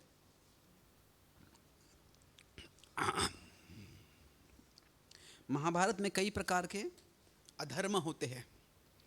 तो सबसे बड़ा धार्मिक कार्य महाभारत के युद्ध में किसके द्वारा होता है? महाभारत के युद्ध में अश्वत्थामा के द्वारा। क्या करता है वो? सॉरी, हाँ, पांडवों को माना जाता है, पांडवों के बच्चों को और उनके सारी सेना को वो सोते हुए मार डालता है। और अभी एक तरह से देखेंगे हम, इसके पहले पूरे महाभारत में अश्वत्थामा को ऐसे बुरा व्यक्ति नहीं बताया गया है। जब द्रौपदी का अपहरण होता है तो जहाँ तक है अश्वत्थामा वहाँ पे होता ही नहीं है। अगर होता भी है तो अश्वत्थामा बिल्कुल सपोर्ट नहीं करता है उसको, उसका वर्णन नहीं आता है उसमें। तो उसके पहले डायरेक्टली कुछ बुरा कार्य अश्वत्थामा ने नहीं किया होता है, ऐसे नहीं कि नहीं किया होता है, पर डायरेक्टली खुद। और इतना घृणास्पद कार्य क्यों कर लेता है वो? तो भी क्या होता है कि जब 15वें दिन में बहुत घातक घटना होती है। क्या होता है कि जो बहुत से लोग एक दूसरे से फ्रस्ट्रेट होने लगते हैं। द्रोणा जो होता है वो फ्रस्ट्रेट हो जाता है। क्यों? क्योंकि द्रोण ने वादा किया था कि मैं युधिष्ठिर को गिरफ्तार करके ले आऊँगा, ऐसे उन्होंने दुर्योधन को वादा किया था। जब वो उनको सेनापति बनाते हैं तो उन द्रोण को लगता है कि जब भीष्म गिर जाएंगे तो कर्ण सेनापति बन जाएगा, पर कर्ण खुद कहता है कि द्रोण हमसे वरिष्ठ है, उनको आप सेनापति बना दो। तो इससे प्रसन्न हो जाते हैं द्रोण और कहते हैं तुम्हें क्या चाहिए? तो दुर्योधन कहता है कि मुझे तो आप युधिष्ठिर को गिरफ्तार करके लेके आ जाओ। तो 11वें दिन 12वें दिन दोनों दिन प्रयास करते हैं वो, और वो यशस्वी नहीं हो पाते। अर्जुन आखिरी मोमेंट में आ जाता है, वो अर्जुन उनको बचा लेता है। तो 13वें दिन वो जब ये बनाते हैं चक्रव्यूह, वो युधिष्ठिर को गिरफ्तार करने के लिए बनाया होता है, तो अभिमन्यु को पकड़ लेते हैं। पर 14वें दिन क्या होता है, वो पूरा एक तरह से द्रोण के लिए बेइज्जती का दिन होता है। क्या है, वो पूरी सेना के द्वारा वो एक योद्धा को नहीं रोक पाए। वो क्या मतलब है उसका? कैसे है कि अगर आप फुटबॉल का मैच होता है मान लीजिए, उसमें क्या है कि सारे 11 प्लेयर्स उस प्लेयर के पास बॉल जाना ही नहीं चाहिए। वो ही पूरा प्लान होता है उनका कि वो एक खतरनाक प्लेयर है, उसके पास बॉल जाएगा ही नहीं। और वो सारे 11 प्लेयर में से कोई भी उससे बॉल ले ही नहीं पाता है। तो सबके सामने जो होता है वो द्रोण के सामने, आंखों के सामने भी क्या होता है, अर्जुन जयद्रथ का वध कर देते हैं। तो इससे जो है द्रोण से इससे दुर्योधन बहुत क्रोध हो जाता है और कहता है, बार बार द्रोण से बोलता था कि तुम पार्शियलिटी कर रहे हो, तुम जो है प्रामाणिकता से युद्ध नहीं कर रहे हो। तो अभी क्या होता है कि ये डायरेक्टली उसके कहाँ जा रहा है, इंटेलिजेंस या इंटेंशन। तो क्या होता है कि जब अभी हाँ उनका स्नेह पांडवों से होता है, पर क्षत्रिय का ऐसे प्रिंसिपल होता है, जिस पक्ष से युद्ध करेंगे उसे पूरा लॉयल्टी के साथ युद्ध करते हैं, वो पूरा शक्ति क्षमता के साथ युद्ध करते हैं वो। तो वो उनको सहन नहीं होता है। और उसके कारण क्या होता है, वो उस दिन जो है जब कौरवों से युद्ध, पांडवों से युद्ध करने लगते हैं, तो फिर वो दैवी अस्त्र जो होते हैं साधारण युद्ध के खिलाफ इस्तेमाल करने लगते हैं। वो ऐसे है कि न्यूक्लियर वेपन्स ऑर्डिनरी वॉर में यूज़ कर लेना। अभी 2 बड़े युद्ध चल रहे हैं, रशिया और यूक्रेन में युद्ध चल रहा है, इजराइल और जो पैलेस्टाइन में युद्ध चल रहा है, पर अभी तक किसी ने न्यूक्लियर वेपन यूज़ नहीं किया। उतना तो कम से कम सत्व रहा है अभी तक तो रहा है। पर नहीं, ये हंसने की बात नहीं, बहुत सीरियस है एक्चुअली। अगर किसी ने यूज़ कर लिया तो विध्वंस, अभी we have enough nuclear weapons to destroy all life on the earth 125 times. 125 बार जितनी लोक संख्या है उस सबको हम विनाश कर सकते हैं। तो अगर न्यूक्लियर वेपन यहाँ से वहाँ पे चले गए, वहाँ पे चले गए, तो अभी का जो रिसर्च है, इस पूरे विश्व में सिर्फ एक ही स्पीशी रहेगा, कॉकरोचेस। कॉकरोचेस की स्किन में ऐसे होता है कि न्यूक्लियर वेपन से उनको कुछ होता नहीं है कुछ ऐसे है, बाकी सब लोग, सारे जीव मर जाएंगे, न केवल मानव। तो कुछ हद तक तो सत्व रहा है। पर मान लीजिए अगर कोई किसी देश का राजा है, वो अगर न्यूक्लियर वेपन यूज़ करने लगता है, अगर आपको पता चलता है करने वाला है, तो फिर वो कहे कुछ भी हो जाए इसको असैसिनेट कर दो, अभी आप इसको रोकना ही चाहिए। तो जब वो ऐसे करने लगता है द्रोणा, तो तभी पांडव, कृष्ण पांडव से कहते हैं कि अभी तुमको रोकना ही चाहिए उनको। और इसलिए वो युधिष्ठिर को बोलते हैं कि तुम्हें अभी बताना पड़ेगा कि अश्वत्थामा की मृत्यु हो गई है। तो अभी जो योजना होती है अर्जुन की, तो योजना होती है कि जब द्रोण अपना शस्त्र नीचे कर लेंगे तो हम उनको गिरफ्तार कर लेंगे, कि द्रोण को मारने की उनकी इच्छा होती नहीं है। पर जब द्रोण हताश होके जब वो अपना धनुष नीचे रख देते हैं और फिर ध्यान में बैठ जाते हैं, तो तभी उनसे युद्ध करते समय उनके काफ़ी करीब धृष्टद्युम्न होता है। अब ये धृष्टद्युम्न होता है, वह भी बहुत फ्रस्ट्रेटेड होता है। क्यों? धृष्टद्युम्न का जन्म का उद्देश्य एक ही था, क्या था? द्रोण का वध करना। उसके पिता ने व्रत लिया था और उसके पिता के वध था कि मेरा बेटा द्रोण को मारेगा। और वो पूरे 15 दिन के युद्ध में वो द्रोण को एक भी मारने के भी करीब नहीं आ पा रहा था, कि द्रोण की शक्ति इससे इतनी ज़्यादा थी। तो बोले तो ये तो मेरा डेस्टिनी है, पर ये मैं पूरा क्यों नहीं कर पा रहा हूँ। और 15वें दिन क्या हो गया, उसके ही आंखों के सामने द्रोण ने उसके पिता को मार डाला। उस 15वें दिन में ही द्रोण द्रुपद को मार डालते। तो उसके कारण वो दुष्योधन पूरा फ्रस्ट्रेट हो जाता है, और जैसे ही द्रोण नीचे बैठ जाते हैं तुरंत वो अपनी तलवार उठा के दौड़ने लगता है उनके खिलाफ, उनके पास। और जब ये देखते हैं तो दोनों पक्षों से योद्धा चिल्लाते हैं, रुक जाओ, this is horrible, this is immoral, ये नहीं कर सकते तुम। अर्जुन भी चिल्लाते हैं, पर दुष्योधन इतना क्रोधित होता है कि वो कोई भी कुछ करने के पहले वो द्रोण पे टूट पड़ता है, उनके सिर को काट देता है। और जब ऐसे होता है तो अर्जुन इतने क्रोध हो जाते हैं, अर्जुन अपनी तलवार लेके द्रोण दुष्योधन का जाते हैं उसको मारने के लिए। और फिर तभी भीम को बीच में आना पड़ता है और फिर वो उसको रोकते हैं और में झगड़ा होने लगता है तभी। तो ऐसे, तो ये क्या था, यहाँ द्रोण को मारना ये गलत था। बट इट इज़, इसमें ये फ़र्क है, द्रोणाज डेथ जो था वो क्या था, it was a hot headed, गुस्से में आके, it was a hot headed individual action. It was not a cold blooded collective plan.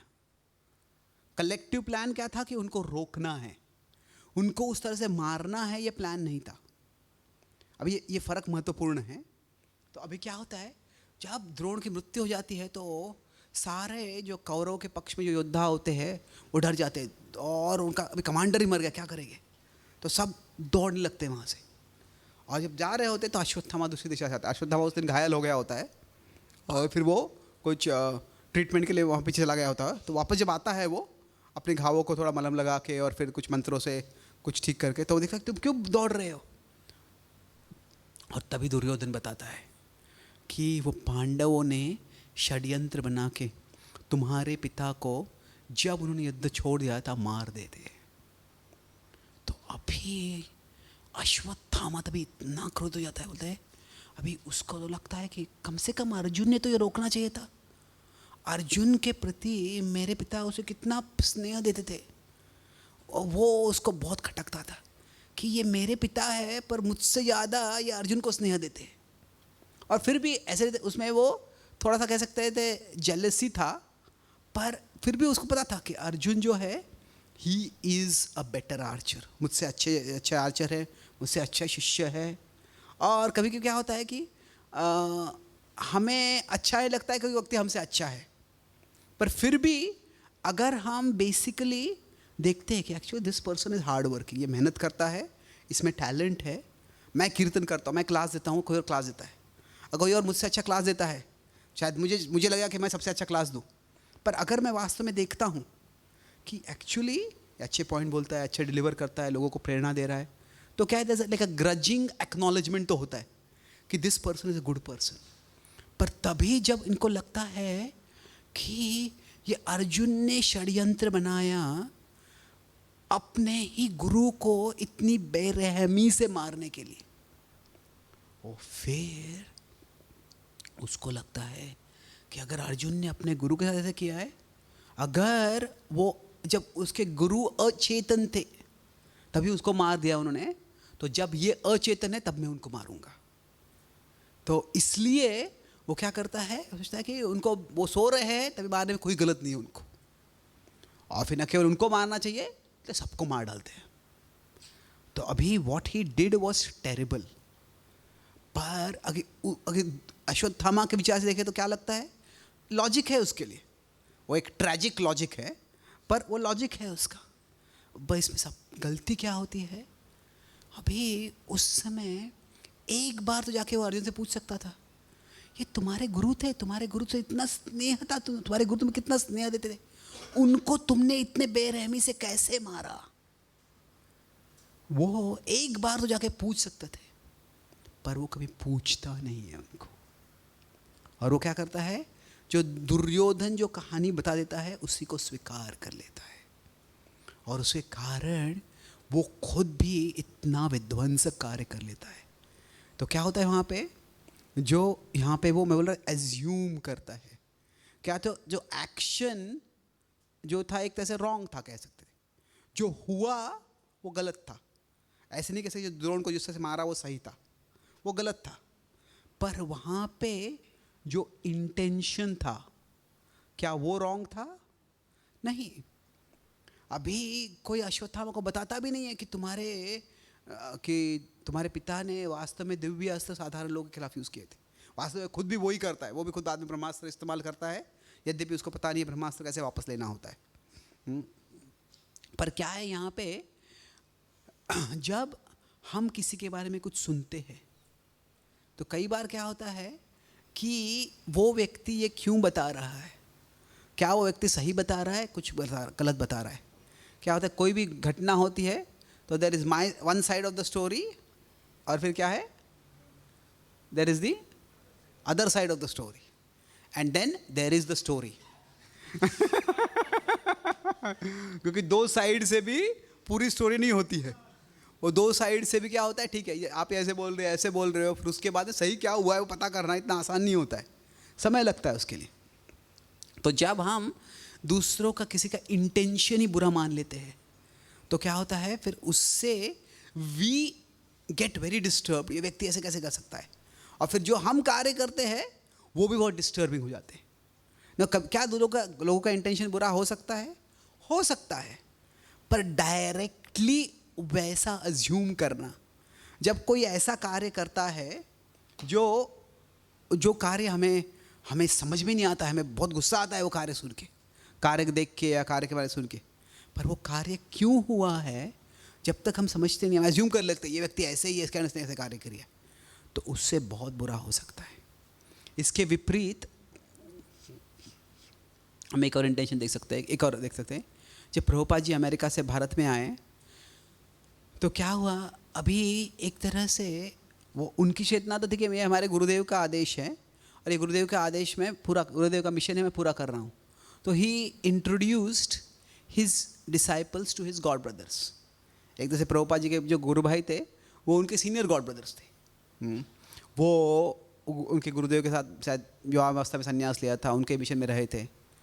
पर क्या होता है कि एक गुरु भाई थे उनके, वो प्रभुपाद जी के शिष्यों को कहने लगते हैं कि तुम्हारे जो गुरु है वो सिर्फ तुमको बेसिक नॉलेज देते हैं, तुम कुछ एडवांस बता नहीं रहे, तुम कृष्ण के बारे में और जानना चाहते हो, वो तुम मेरे पास आओ, और वो तुमको भक्ति के बारे में बता रहे ना, ये गलत बता रहे, ये ऐसे सही नहीं है, वो सही नहीं है।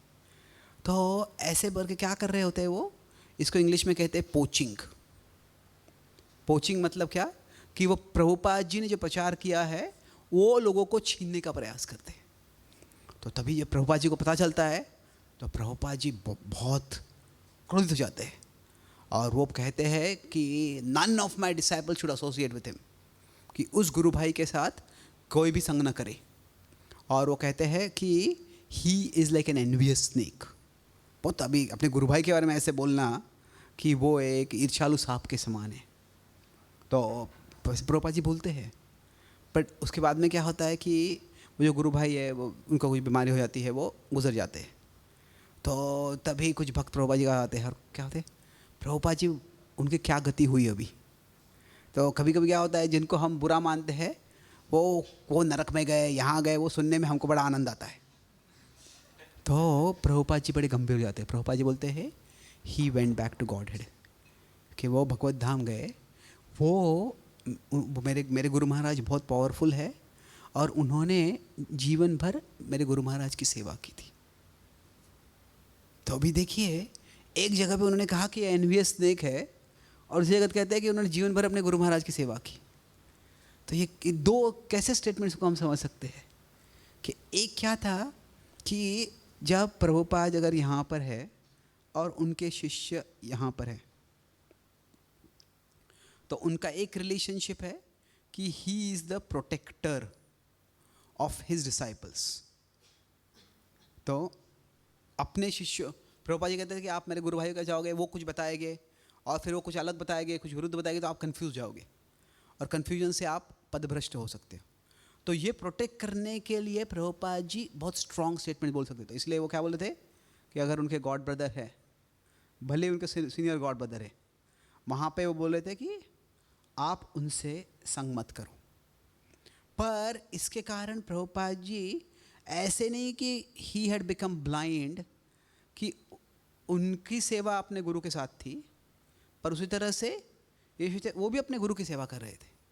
तो ऐसे नहीं प्रभुपाद जी ने कहा कि ये कुछ है ही नहीं, इसका कुछ वैल्यू नहीं है, ये नहीं कहा प्रभुपाद जी ने। वो कहा कि ठीक है, ये जो है भले ही उन्होंने मेरे साथ सही बर्ताव नहीं किया है, उन्होंने मेरे सेवा में डिस्टर्बेंस किया है, तो वो मैं रुकूंगा, पर इसका मतलब ये नहीं है कि उन्होंने मेरे गुरुदेव के लिए सेवा नहीं की है, वो देखूंगा ही नहीं मैं। सो क्या है, यस्मान नो द्विजते लोको लोकान नो द्विजते चया। दूसरों के द्वारा अपनी सेवा को डिस्टर्ब नहीं होने दे रहे थे, पर इसका मतलब नहीं है कि he went on a mission कि अपने गुरु भाई का ही वो डिस्ट्रॉय कर दे उनको। गुरु भाई है ही नहीं, वो भक्त नहीं है, वो पाखंडी है, नहीं। ठीक है, वो जिस तरह से कार्य कर रहे हैं वो मेरी सेवा के अनुकूल नहीं है, इसीलिए मैं कुछ बाउंड्री लाऊंगा वहाँ पे।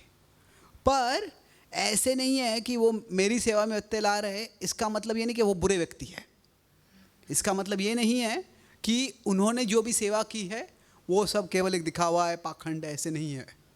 तो keep big things big, keep small things small.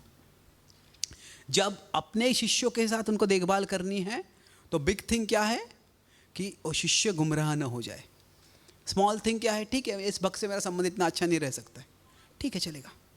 पर जब उनका जीवन का अंत होता है तो तभी क्या है कि एक साधारण भौतिक संस्कृति भी ये है कि you don't speak bad about a dead person. कोई व्यक्ति की मृत्यु हो गई है तो उसके बारे में बुरा नहीं बोलना है। ऊपर से अगर उन्हें भगवान की सेवा की है तो उस समय क्या है कि उन्होंने आजीवन अपने गुरुदेव की सेवा की है। कुछ गलतियाँ की हो सकती है पर उन्होंने आजीवन अपने गुरुदेव की सेवा की है, वो बड़ी चीज़ है। और जिस प्रकार से उन्होंने मेरे साथ बर्ताव किया है वो छोटी चीज़ है। तो कौन सी चीज़ छोटी है, कौन सी चीज़ बड़ी है, वो अलग अलग संदर्भ में अलग अलग हो सकती है। तो ये जो है इसके लिए इंटेलिजेंस हमें लगता है, बुद्धि लगती है हमें। बुद्धि से हम, प्रभुपाद जी 10वें अध्याय में बोलते हैं, 10वें अध्याय के 4-5 श्लोक के तात्पर्य में बुद्धि मतलब क्या है, intelligence means to see things in their proper perspective. Proper perspective इसका मतलब क्या है कि कौन सी चीज़ कितनी बड़ी है और कौन सी चीज़ कितनी छोटी है, ये समझना बुद्धि का लक्षण है। अगर मान लीजिए कोई यहाँ पे विजिटिंग प्रीचर है और कोई देखता है किसी का फ़ोन ऑन कर देता है, तो उसको जेंटली बोल देगा कि नहीं कि आप थोड़ा बाहर चले जाइए।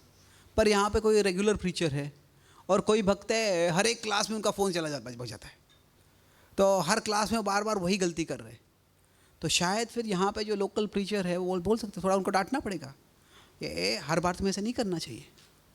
तो क्या है कि शायद अगर वो किसी की रिस्पॉन्सिबिलिटी क्या है, यहाँ पे आके मुझे एक क्लास देना है, तो फिर एक भक्त ने कुछ डिस्टर्बेंस किया, वो स्मॉल थिंग है, पर किसी के ये रिस्पॉन्सिबिलिटी, वो उसी भक्त के काउंसलर है और वो उसी प्रकार की गलती बार बार कर रहे, तो शायद वो गलती ना करे, वो बताना बिग थिंग हो जाएगा तभी।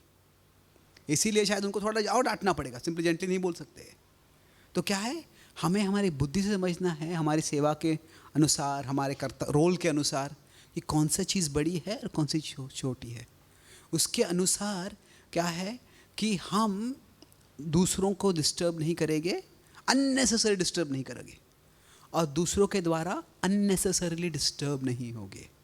हम ये कृष्ण भावना आंदोलन में है, इस जगत, ये आंदोलन विश्वव्यापी है, अलग अलग जगह पे अलग अलग चीज़ें होती रहती है, हर जगह पे यहाँ पे ये हो गया, वहाँ पे हो गया, वहाँ पे हो गया है, उससे अगर हम डिस्टर्ब हो जाएंगे तो हमेशा हम डिस्टर्ब ही रहेंगे। तो पर हम जो सेवा कर रहे हैं उसमें अगर कुछ हम ठीक कर सकते हैं और वो ठीक नहीं करते हम, तो फिर अभी तो वो नहीं चलेगा। अगर मान लीजिए यहाँ पे कोई, अगर मैं यहाँ पे पहली बार आया हूँ और अभी गेस्ट रिसेप्शन में कोई भक्त है, मैं बोलता मुझे यहाँ पे बहुत ठंडी लग रही है रूम में, और बोलते प्रभु क्या करे, जगत दुखालय है।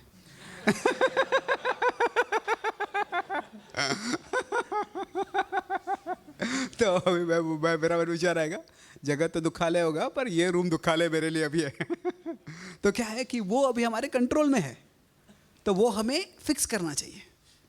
पर क्या है कि अगर हम कहीं ट्रेन से जा रहे हैं, ट्रेन वहाँ पे बंद पड़ जाता है, कुछ एक्सीडेंट हो जाता है और फिर हमको रुकना पड़ता है, तो तभी हम जो हमारे नियंत्रण में नहीं है उसको हमें टॉलरेट करना है, ठीक है, ये सहन कर लेते, पर जो हमें फिक्स कर सकते हैं वो ज़रूर हमें फिक्स करना है। और इस तरह से we can keep small things small and keep big things big. तो सारांश में ओवरऑल जो टॉपिक था हमारा, how to not be agitated, किस तरह से हम हमारे संबंधों में, इन आर रिलेशनशिप्स, हमारे संबंधों में हम किस तरह से विचलित न हो, इसके बारे में हम चर्चा कर रहे थे। तो हमने 12.15 के आधार पर चर्चा की किस तरह से साधारणतया ऐसे होता है कि मैं आपको इंटरेक्शंस में हमेशा डिस्टर्बेंस होते रहता है, मैं आपको डिस्टर्ब करता हूँ, आप मुझे डिस्टर्ब करते हैं, और इस तरह से हम पूरे वातावरण को डिस्टर्ब कर देते हैं। पर अगर ये नहीं करना है तो हम देखा कि ऐसे डोंट डिस्टर्ब अगर होए तो उसमें भगवान क्या अधिकांश कहने का भाव है कि हमारी जो भक्ति है, भक्ति का लक्षण यही नहीं है कि हम किस तरह से भगवान से बर्ताव करते हैं, पर किस तरह से हम एक दूसरों से भी बर्ताव करते हैं। ये जो है हमारे डिवोशनल क्वालिटीज़ है और ये हमारे बिहेवियरल क्वालिटीज़ हैं, तो ये भी महत्वपूर्ण हैं। तो अभी ये बिहेवियरल क्वालिटी में कैसे हम एक दूसरे से डिस्टर्ब नहीं होंगे, तो हम देखेंगे टॉलरेंस, जो सहनशीलता है कि मतलब डिस्टर्ब न होना, उसके दो गलत अर्थ हो सकते हैं। एक है क्या है कि जो हम स्मॉल थिंग्स को, छोटी चीज़ों को बड़ा बना देते हैं, वो उससे क्या होगा, हम इनटॉलरेंट हो जाएंगे। और दूसरा क्या है, हम बड़ी चीज़ों को छोटा बना देते हैं, तो उससे क्या होगा, इम्पोर्टेंट हो जाएंगे, हम शक्तिहीन हो जाएंगे, हम जिम्मेदारी कुछ ले ही नहीं पाएंगे। तो टॉलरेंस का मतलब क्या है कि हम जो बिग थिंग्स है उनको हम बिग रखते हैं, और जो स्मॉल थिंग्स है उसको हम स्मॉल रखते हैं। तो अगर ये दोनों अगर हम कर पाएंगे तो उसके द्वारा जो है हम जो अवॉइडेबल डिस्टर्बेंस, कुछ कुछ जगह पे हमें डिस्टर्बेंस करना ज़रूरी है, बट अवॉइडेबल डिस्टर्बेंस जो है वो अवॉइड कर सकते हैं। और ये अवॉइडेबल डिस्टर्बेंस कैसे अवॉइड कर सकते हैं हम, मैंने बताया कि डोंट जंप टू कंक्लूजन्स, कि दूसरे जब don't jump to conclusions about intentions, कि अगर कोई व्यक्ति ऐसा कार्य करता है जिससे हम डिस्टर्ब होते हैं तो डिफरेंसेस तो अनिवार्य है इस जगत में, पर डिफरेंसेस एक्शंस के स्तर पे हो सकता है। ठीक है, उसने ऐसे किया, मैं वैसे नहीं करता, कोई ऐसा करता। तो इंटेलिजेंस के स्तर पे हो सकता है कि ठीक है, ये व्यक्ति का ये प्रायोरिटी है, मेरा प्रायोरिटी कुछ अलग होता था, पर हम समझ सकते हैं कि इसने ऐसे क्यों किया। इंटेलिजेंस के स्तर पे क्या होता है ये, it is understandable even if it is not agreeable और एक्सेप्टेबल। मैं ऐसे नहीं करता पर मैं समझता हूँ क्यों करते। पर जब हम किसी के इंटेंशन के स्तर पे जाते हैं तो क्या होता है, तभी वो अनएक्सेप्टेबल हो जाता है। और जब हम सोचते हैं कि इसका इंटेंशन ही बुरा है तो फिर उसको रोकने के लिए मैं कुछ भी करने के लिए तैयार हो जाता हूँ। तो इसके हमने 2 उदाहरण देखे, कैसे नेगेटिव एग्जाम्पल था हमने अश्वत्थामा, कैसे अश्वत्थामा ने जो पांडवों के बारे में विश्वास कर लिया उसने, और उसके कारण वो अपने ही वो जो सोचा कि मेरे गुरु मेरे पिता सचेत नहीं थे तभी उन्होंने मार डाला, तो वो जब सचेत नहीं उनको मार डालूंगा मैं वो।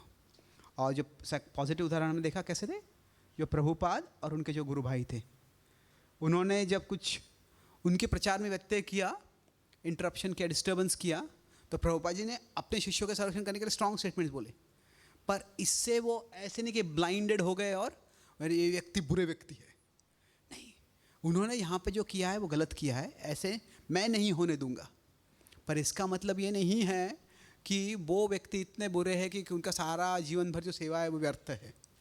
तो कौन सी चीज़ कब महत्वपूर्ण है, कौन सी चीज़ बड़ी कब है, कौन सी चीज़ कब छोटी है, यह समझना हमें बुद्धि से अगर हम इस्तेमाल करेंगे तो फिर जो डिस्टर्बेंस जगत में होने वाला है, पर ज़रूरत से ज़्यादा डिस्टर्बेंस हम एक दूसरे को नहीं करेंगे। Thank you very much. Hare Krishna.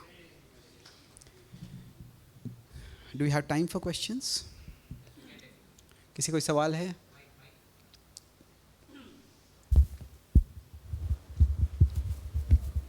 Thank you भाजी, बहुत सुंदर तरीके से आपने बताया इस टॉलरेंस के बारे में।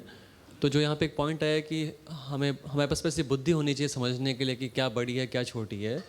तो like as a condition soul, like हमारे पास ये बुद्धि कैसे आ सकती है, मतलब बड़ी चीज़ को बड़ी समझ पाना, छोटी को छोटी समझ पाना, उसके लिए? तो अभी इंटेलिजेंस जो है वो कहाँ से आता है? एक तरह से कैसे है कि ये एसोसिएशन से आता है। हम जिस प्रकार के भक्तों से संग करते हैं कि एसोसिएशन से क्या होता है कि एक तरह से it is essentially a transfer of desires. अगर हम ऐसे भक्तों के बीच में जो यूथ प्रीचिंग करते हैं तो फिर क्या होता है, यूथ प्रीचिंग बहुत महत्वपूर्ण है। हम ऐसे भक्तों का संग करते हैं कि जिनके लिए फंड रेजिंग बहुत महत्वपूर्ण है, कि हमको मंदिर बनाना है, ये प्रोजेक्ट करना है, वो प्रोजेक्ट करना है, तो फंड रेजिंग महत्वपूर्ण हो जाता है। तो कई बार हमारे एसोसिएशन से वो फैसला होता है कि कौन सी चीज़ें बड़ी है, कौन सी चीज़ें छोटी है। क्यों, क्या है, हमें जिस संघ में रह रहे हैं उसमें हमको सेवा करनी है, पर उसके साथ साथ जो हमारा इंक्लिनेशन होता है कि कुछ लोगों को शास्त्र अध्ययन करना बहुत अच्छा लगता है, तो उनको क्या है, शास्त्र को ये श्लोक याद करो, ये इसे समझो, इसके बारे में अच्छे से समझाओ, वो उनका महत्वपूर्ण सेवा होता है। और वो ब्राह्मण प्रवृत्ति होती है किसी की। ऐसे नहीं कि सब भक्तों की ब्राह्मण प्रवृत्ति होगी सेवा के रूप में, पर कुछ लोग होते हैं कि उनको थोड़ा मैनेजमेंट करना है, कुछ लोगों को थोड़ा ऐसे फंड रेजिंग करना है। तो हमारा खुद का इंक्लिनेशन क्या है उसके अनुसार भी फैसला होता है कि हमारे लिए क्या चीज़ बड़ी होगी। कुछ भक्तों को अगर शास्त्रों का अध्ययन करने के लिए समय नहीं मिला तो बुरा लगता है, अरे शास्त्रों का अध्ययन समय नहीं मिल रहा है, पर ठीक है अभी सेवा में ज़्यादा है, बाद में पढ़ाई कर लेंगे। कुछ लोग होते शास्त्रों का अध्ययन करने को समय नहीं मिला तो बहुत ही विचित्र हो जाते हैं। वो बोलते हैं कि वो ऐसे लगता है कि मुझे ऑक्सीजन नहीं मिल रहा है। पर कुछ वक्त तो ऐसे इतना नहीं लगता है। वो सबको शास्त्रों का अध्ययन करना चाहिए, पर वो हर एक का अपना अपना एक स्वभाव होता है। अलग अलग भक्तों को जो नरिशमेंट मिलता है अलग अलग चीज़ों से मिलता है। कुछ भक्तों को शायद कीर्तन से नरिशमेंट मिलता है ज़्यादा। सबको हमारी बुद्धि को पोषण करना है, बट जो है हमारे लिए क्या बड़ी चीज़ है वो हमारे इंक्लिनेशन के अनुसार भी होती है। और तीसरा है हमारा रिस्पॉन्सिबिलिटी, हमारा उस समय कर्तव्य क्या है। तो I like to use this acronym air for this. कि अगर मान लीजिए अगर हमारा रिस्पॉन्सिबिलिटी ही है कोई एक पर्टिकुलर सर्विस करना, कि हमारा रिस्पॉन्सिबिलिटी है कि टेंपल को एक प्रांगण को क्लीन रखना, और अगर वो क्लीन नहीं है तो कोई और भक्त देखेगा ठीक है ये इतना अच्छा ही दिख रहा है, पर जिनका जिम्मेदारी है उनको सिर्फ बोले अच्छा ही दिख रहा है। अरे अच्छा नहीं दिख रहा तो कुछ तुम करो, अभी तुम्हारी जिम्मेदारी है ये, है ना। तो जो हमारी जिम्मेदारी है उसको हमें सीरियसली लेना ज़रूरी है। अगर हम नहीं लेंगे तो दैट इज़ बीइंग इररिस्पॉन्सिबल। तो if we take up some responsibility, अगर हम कभी जिम्मेदारी लेते हैं तो उस जिम्मेदारी से जो अपेक्षित है उसको हमें खुद बड़ा बनाना चाहिए। अभी कैलिफोर्निया में क्या है कि एक रूल बनाया उन्होंने, अच्छा बनाया था बाद में डिसबैंड कर दिया। क्या रूल था कि कई बार ऐसे हो गया कि जो अमेरिका में बहुत से सिंगल पेरेंट्स होते हैं, सिंगल मदर्स होते हैं। क्या होता है मतलब वो लड़का पुरुष से विवाह नहीं करते हैं, या विवाह भी कर लेते हैं तो छोड़ देते हैं, डिवोर्स कर लेते हैं। तो क्या होता है कई बार, और वहाँ पे जो लोगों के बच्चों के फिज़िकल सेफ्टी के लिए बहुत रूल्स होते हैं। तो जो अगर कोई कार में ड्राइव कर रहा है तो वो बच्चे को कार में सामने नहीं बिठा सकते, क्योंकि अगर क्रैश हो जाएगा तो उसको, वो छोटे बच्चे का शरीर जो होता है बहुत कोमल होता है, तो इसलिए बैक सीट पे रखते हैं। और जब छोटा बच्चा होता है तो उसको बैक सीट पे भी उल्टा करके रखते हैं, तभी क्या होता है क्रैश भी होगा तो पीछे से क्या होगा वो बैक सीट फर्म रहता है। तो सेफ्टी के लिए ऐसे करते हैं। पर कई बार क्या हो गया, वो जो माता है, अधिकांश रूप से माता, वो कभी पिता भी, वो कहीं जाते हैं, शॉपिंग मॉल में जाते हैं और वो निकल जाते हैं, भूल जाते हैं कि बच्चा पीछे है।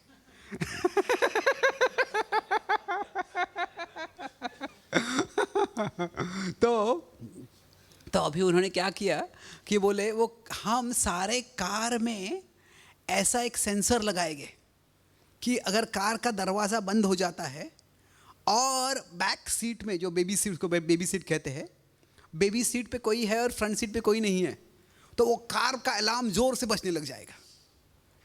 तो और फिर क्या हो गया, अगर वो माता पिता ही वापस आएंगे तो बाकी के लोग तो देखें कार तोड़ेंगे और बच्चे को बचा लेंगे। तो फिर वहाँ पे एक क्रिटिक ने वहाँ पे बताया कि अगर जो लोग अपने बच्चे को भूल जाते हैं शायद उनको बच्चे होने ही नहीं चाहिए। If you are becoming a parent, how can you forget that you have a child. तो क्या है, अगर आप जिम्मेदारी ले रहे हैं तो जिम्मेदार रहना ज़रूरी है।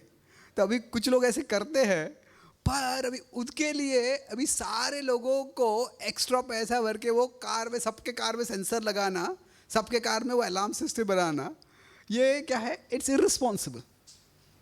बट कुछ लोगों के रिस्पॉन्सिबिलिटी सबके लिए करना पड़ता है। तो पॉइंट इज़ कि if we are going to take a responsibility, हमें वो रिस्पॉन्सिबिलिटी जो अपेक्षित है वो सीरियसली लेना ज़रूरी है। तो that is what a sense of responsibility means. तो what will be big thing for us, वो हमारे एसोसिएशन, हमारे इंक्लिनेशन और हमारी रिस्पॉन्सिबिलिटी से अधिकांश रूप से डिटर्मिन होता है। Okay, yes. Hare Krishna Prabhu ji, thank you so much for wonderful class. आपने एक्सप्लेन किया प्रभु जी कि हम दूसरों के डिफरेंसेस 3 लेवल पे होते हैं, एक्शंस, एनालिसिस और इंटेंशंस के लेवल पे। General tendency at least in my case is that कि जब कोई हमारी इच्छा के विपरीत कुछ कार्य करता है या हमें उसके कारण कुछ तकलीफ़ होती है, तो हमारा माइंड डायरेक्टली इंटेंशन लेवल पे जाता है कि उसकी इंटेंशन ही गलत है या व्यक्ति मुझे हानि पहुंचाना चाहता है, वरना वो मुझे क्यों नहीं समझ पा रहे हैं। तो that is the general tendency of mind. Means why mind goes to extreme in general, that is the extreme case कि उसकी इंटेंशन गलत है। One question is that, and how we can stop mind to take steps like this 3 steps कि पहले हम action और फिर intelligence level पे समझें और फिर लास्ट में अगर सच में वैसा है तो हम उस एक्सट्रीम लेवल पे जाएं चीज़ों को समझने के लिए। तो क्यों हमारा मन जाता है ऐसे, दूसरों का इंटेंशन ही बुरा है ऐसे सोचने में? कैसे है कि it is the conclusion that requires the least hard work from us. कि हमारा मन आलसी होता है, तो अगर ये व्यक्ति बुरा ही है बोल देंगे तो फिर क्या है, मुझे कुछ मेहनत करने की ज़रूरत ही नहीं है। अगर कोई अच्छे कोई कुछ ऐसी सेवा कर रहा है तो अलग परग से कर रहा है, यो डिविएशन कर रहा है, तो फिर क्या है, वो ऐसे क्यों कर रहा है, किस परिस्थिति में कर रहा है। अभी लोगों को समझना, उसको मेहनत करनी पड़ती है। Actually to understand it is not easy. किसी को समझना है तो वो क्या बोल रहा है, क्यों बोल रहा है, और क्या लोगों कई बार लोग समझा रहे देते ना, जो 5 मिनट की बात है कभी 30 मिनट लगा देते लोग समझने के लिए, तो उसके लिए इम्पेशेंस भी लगता है। तो क्या है, इसीलिए वो एक तरह से हमारा शॉर्टकट है वो, कि it will make it is not easy in the long run, क्योंकि उस व्यक्ति से हमारा संबंध पूरा खराब हो जाने वाला है। पर क्या है, वो उसमें मेहनत नहीं लगती, इसीलिए हमारा माइंड टेक्स द शॉर्टकट। वो एक चीज़ है। और कैसे वो टाल सकते हैं कि some ways it is good कि हम हमारे पहले के अनुभव को देखें, या कभी किसी ने हमारे साथ ऐसा विचार किया है और हम किसी एक उद्देश्य से कुछ कार्य कर रहे हैं और कोई दूसरा निष्कर्ष उसे निकाल लेता है। तो जब हमारे साथ ऐसे हुआ है तो हमें कैसे लगता है, या कभी हमने ऐसे किया है किसी के साथ तो फिर हमें कैसे लगा था जब वो पता चला। मैं एक बार राधा गोपीनाथ मंदिर में था, क्लास था वहाँ पे, और फेस्टिवल क्लास था। तो उसके बाद में मैं काफ़ी लोगों ने क्वेश्चन आंसर पूछते, बात कर रहा था। उसके बाद में मैं प्रसाद के लिए गया नीचे किचन में, मैं देखा कि तभी मोस्टली प्रसाद ख़त्म हो गया था। वहाँ पे स्वीट था, वो स्वीट तो ख़त्म हो गया था।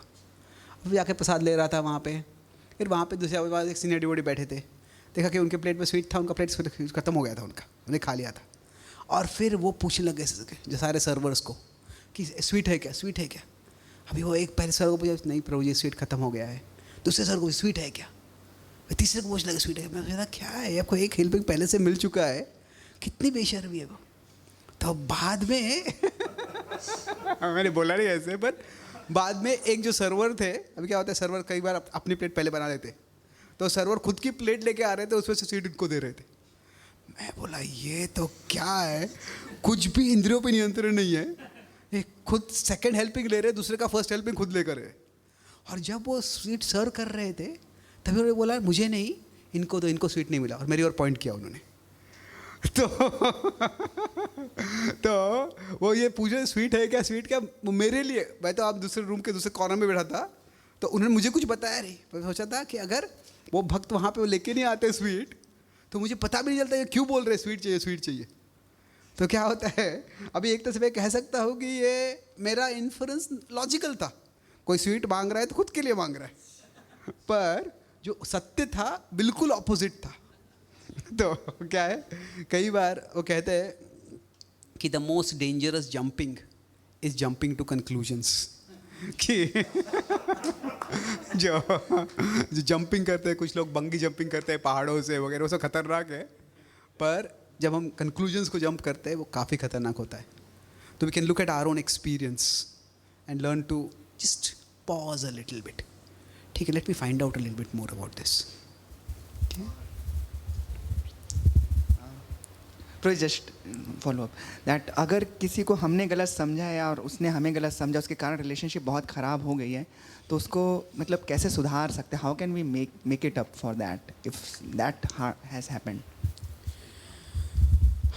पता नहीं है इसको इसी कैसे है कि we can try, but unless there is some readiness from the other side हम ज़्यादा कुछ नहीं कर सकते। तो इट ऑल्सो डिपेंड्स ऑन कितना रिलेशनशिप हमारे लिए इम्पोर्टेंट है। तो हम कुछ ओवरचर्स कर सकते हैं, कुछ हम उनसे maybe we can give them some gifts, give some clarification, कुछ उनकी सेवा कर सकते हैं, पर कभी कभी कुछ लोग तैयार ही नहीं होते। तो मैं एक बार एक मीडिएशन कर रहा था 2 भक्तों के बीच में, और पहले भक्त बता रहे थे कि दूसरे बड़े नम्रता से आए थे, दूसरे भक्त बोल रहे थे कि मुझे पता है कि आप मुझसे बहुत गुस्सा है, I know you are very angry with me. दूसरे भक्त, no I am not angry with you, anger is an expensive emotion and I have concluded you are not worth the expense.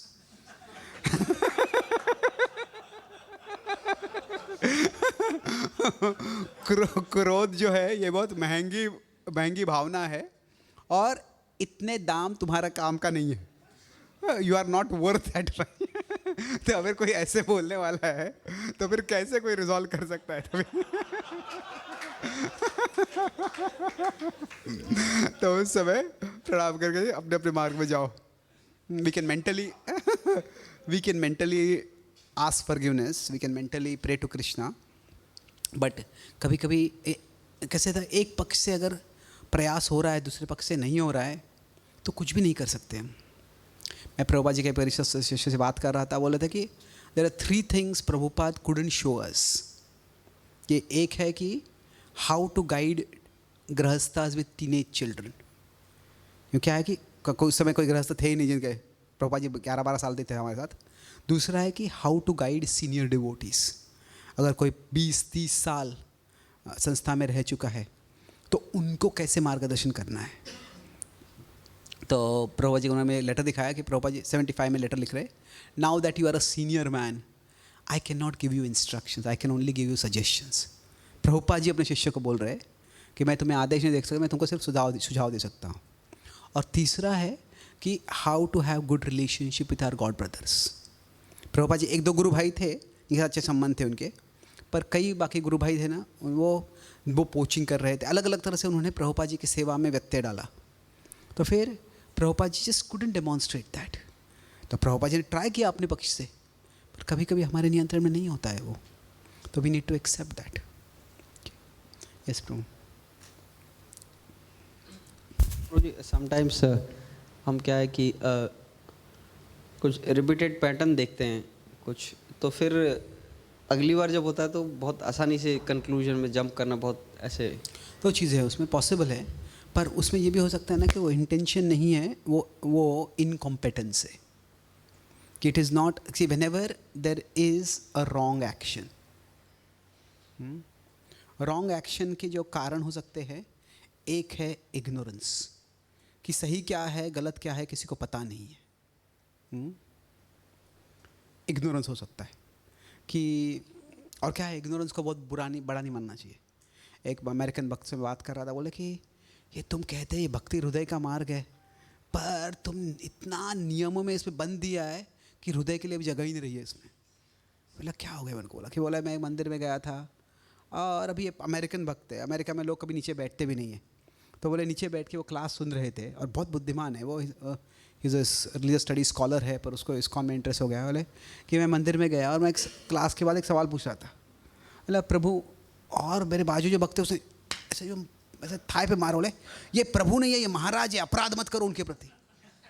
अभी ये नया व्यक्ति है, उनके लिए प्रभु शब्द ये याद किया, वो भी महत्वपूर्ण चीज़ है, वो भी सराहनीय चीज़ है। तो अभी वहाँ पे क्यों उसको इधर डांटने की ज़रूरत है? तो बोले मैं मंदिर में कभी जाने ही वाला नहीं, बोले उसने। तो कभी कभी कोई गलत कार्य करता है, इग्नोरेंस हो सकता है वो।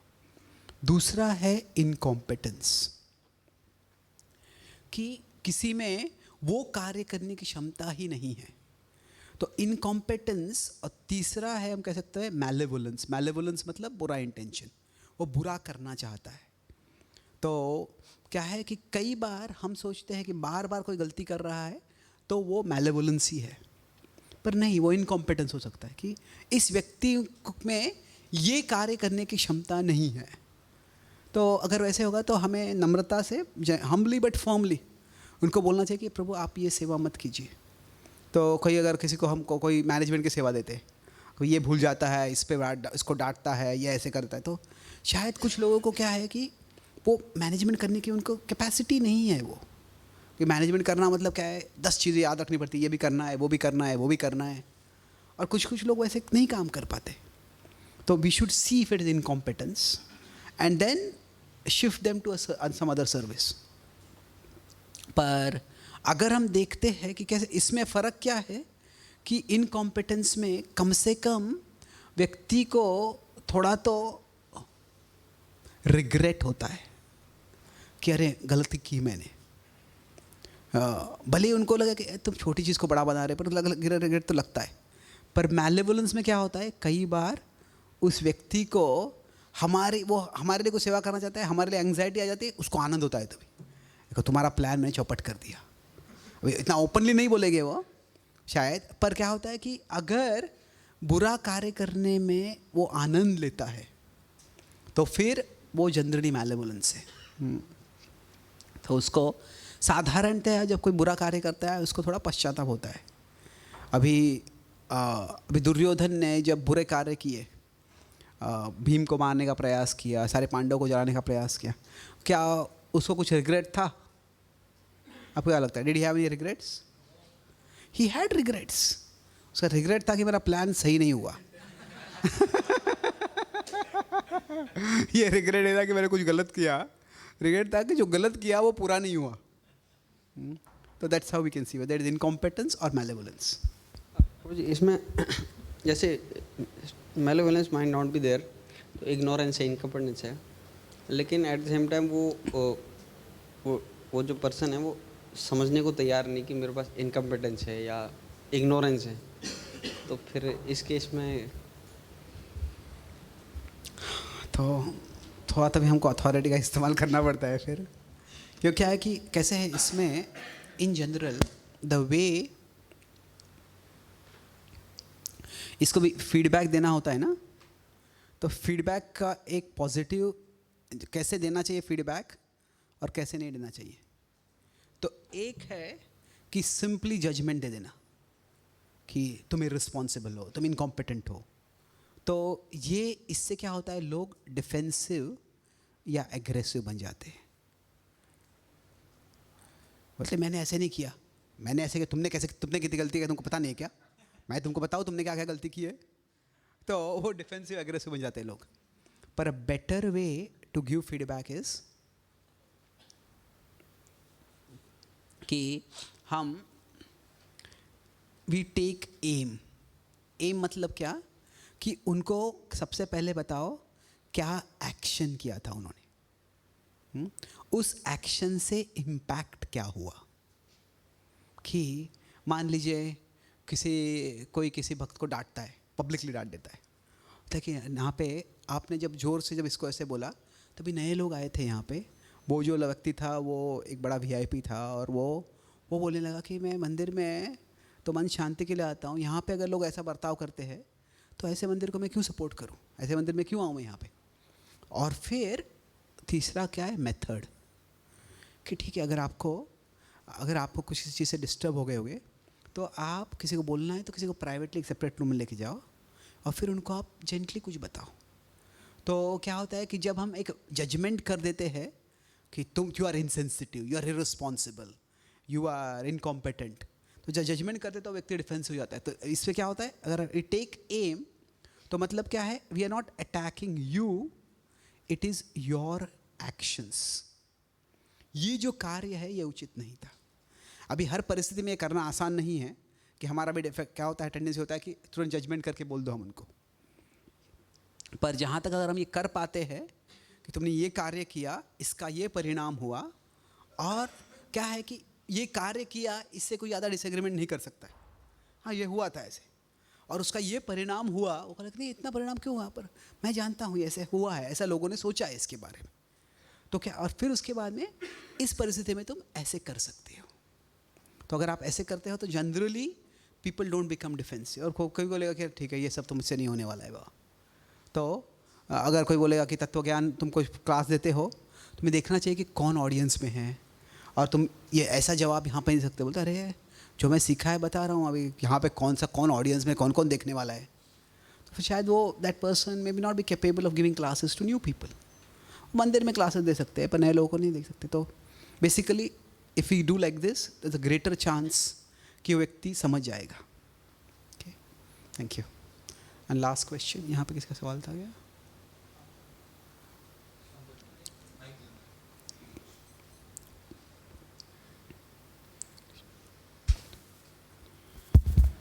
So, when we see differences, one is difference in action, intelligence, and then intention. So, in all the three levels, we are finding fault. That either there is a fault in the action, or there is a fault in his intelligence or intention. So, so Vaishnava Prad happens in the third, or it will happen in first two also. तो क्या वैष्णव अपराध कब होता है? अभी देखिए, sometimes we are finding faults, but sometimes the faults are finding us. मतलब क्या होता है कि हम दोष ढूंढने जा रहे हैं, किसी दोष से सारे लोग परेशान हो रहे हैं, वो लोग हमको बता रहे हैं कि ऐसे हुआ, ऐसे उसने ऐसे किया, इसने ऐसे किया, तो उसको फॉल्ट फाइंडिंग नहीं कह सकते हम।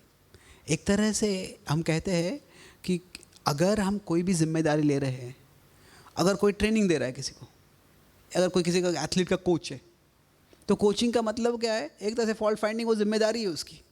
Of course he should not B only finding faults. उसको जो अच्छा कर रहा है तो उसको इंकरेजमेंट भी देना चाहिए कि आपने अच्छा किया, ये अच्छा किया.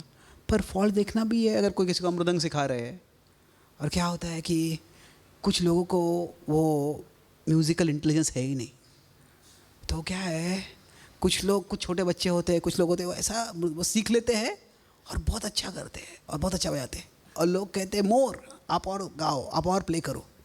और कुछ लोग प्ले करते हैं, लोग कहते हैं नो मोर. तो क्या होता है कि वो व्यक्ति कहते हैं, you know, it's so hard, और लोग से it's hard to hear. So I'm like that. I have no musical intelligence, unfortunately. But मेरा point ये है कि कभी कभी हम, if we are training someone or if we have a responsibility for a service, तो उसमें at least कुछ basic standard होता है, उसको maintain करना ये responsibility है हमारा. अगर हम किचन इंचार्ज है और किसी ने स्वीट राइस में नमक डाल दिया है, तो अभी शक्कर के जगह पे, तो क्या उसको फॉल्ट फाइंडिंग बोलेंगे हम? नहीं, वो तो क्या है, that is a basic responsibility. तो I don't think we should worry too much about this. कैसे है कि खास करके जो अपराध होता है वो जब हम ईर्ष्या से किसी को नीचे खींचना चाहते हैं, तभी उसको अपराध कहलाते हैं. कि दूसरे का कोई गुणगान कर रहा है और हमसे उस भक्त का गुणगान सहा नहीं जाता है, और अभी उस वक्त में कोई सद्गुण है, पर वो सद्गुण, हाँ, उनका गुणगान नहीं देते थे, जानबूझ के उसका दुर्गुण बताते हैं.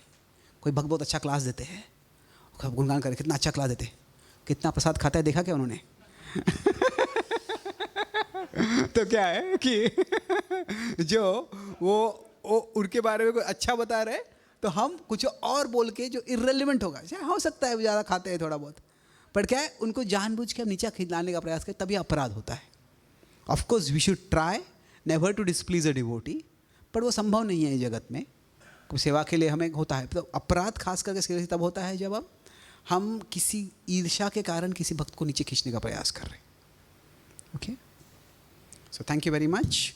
श्रीमद् भगवद गीता की, श्रील प्रभुपाद की, गौर भक्त वृंद की, निताय गौर प्रेमानंदे.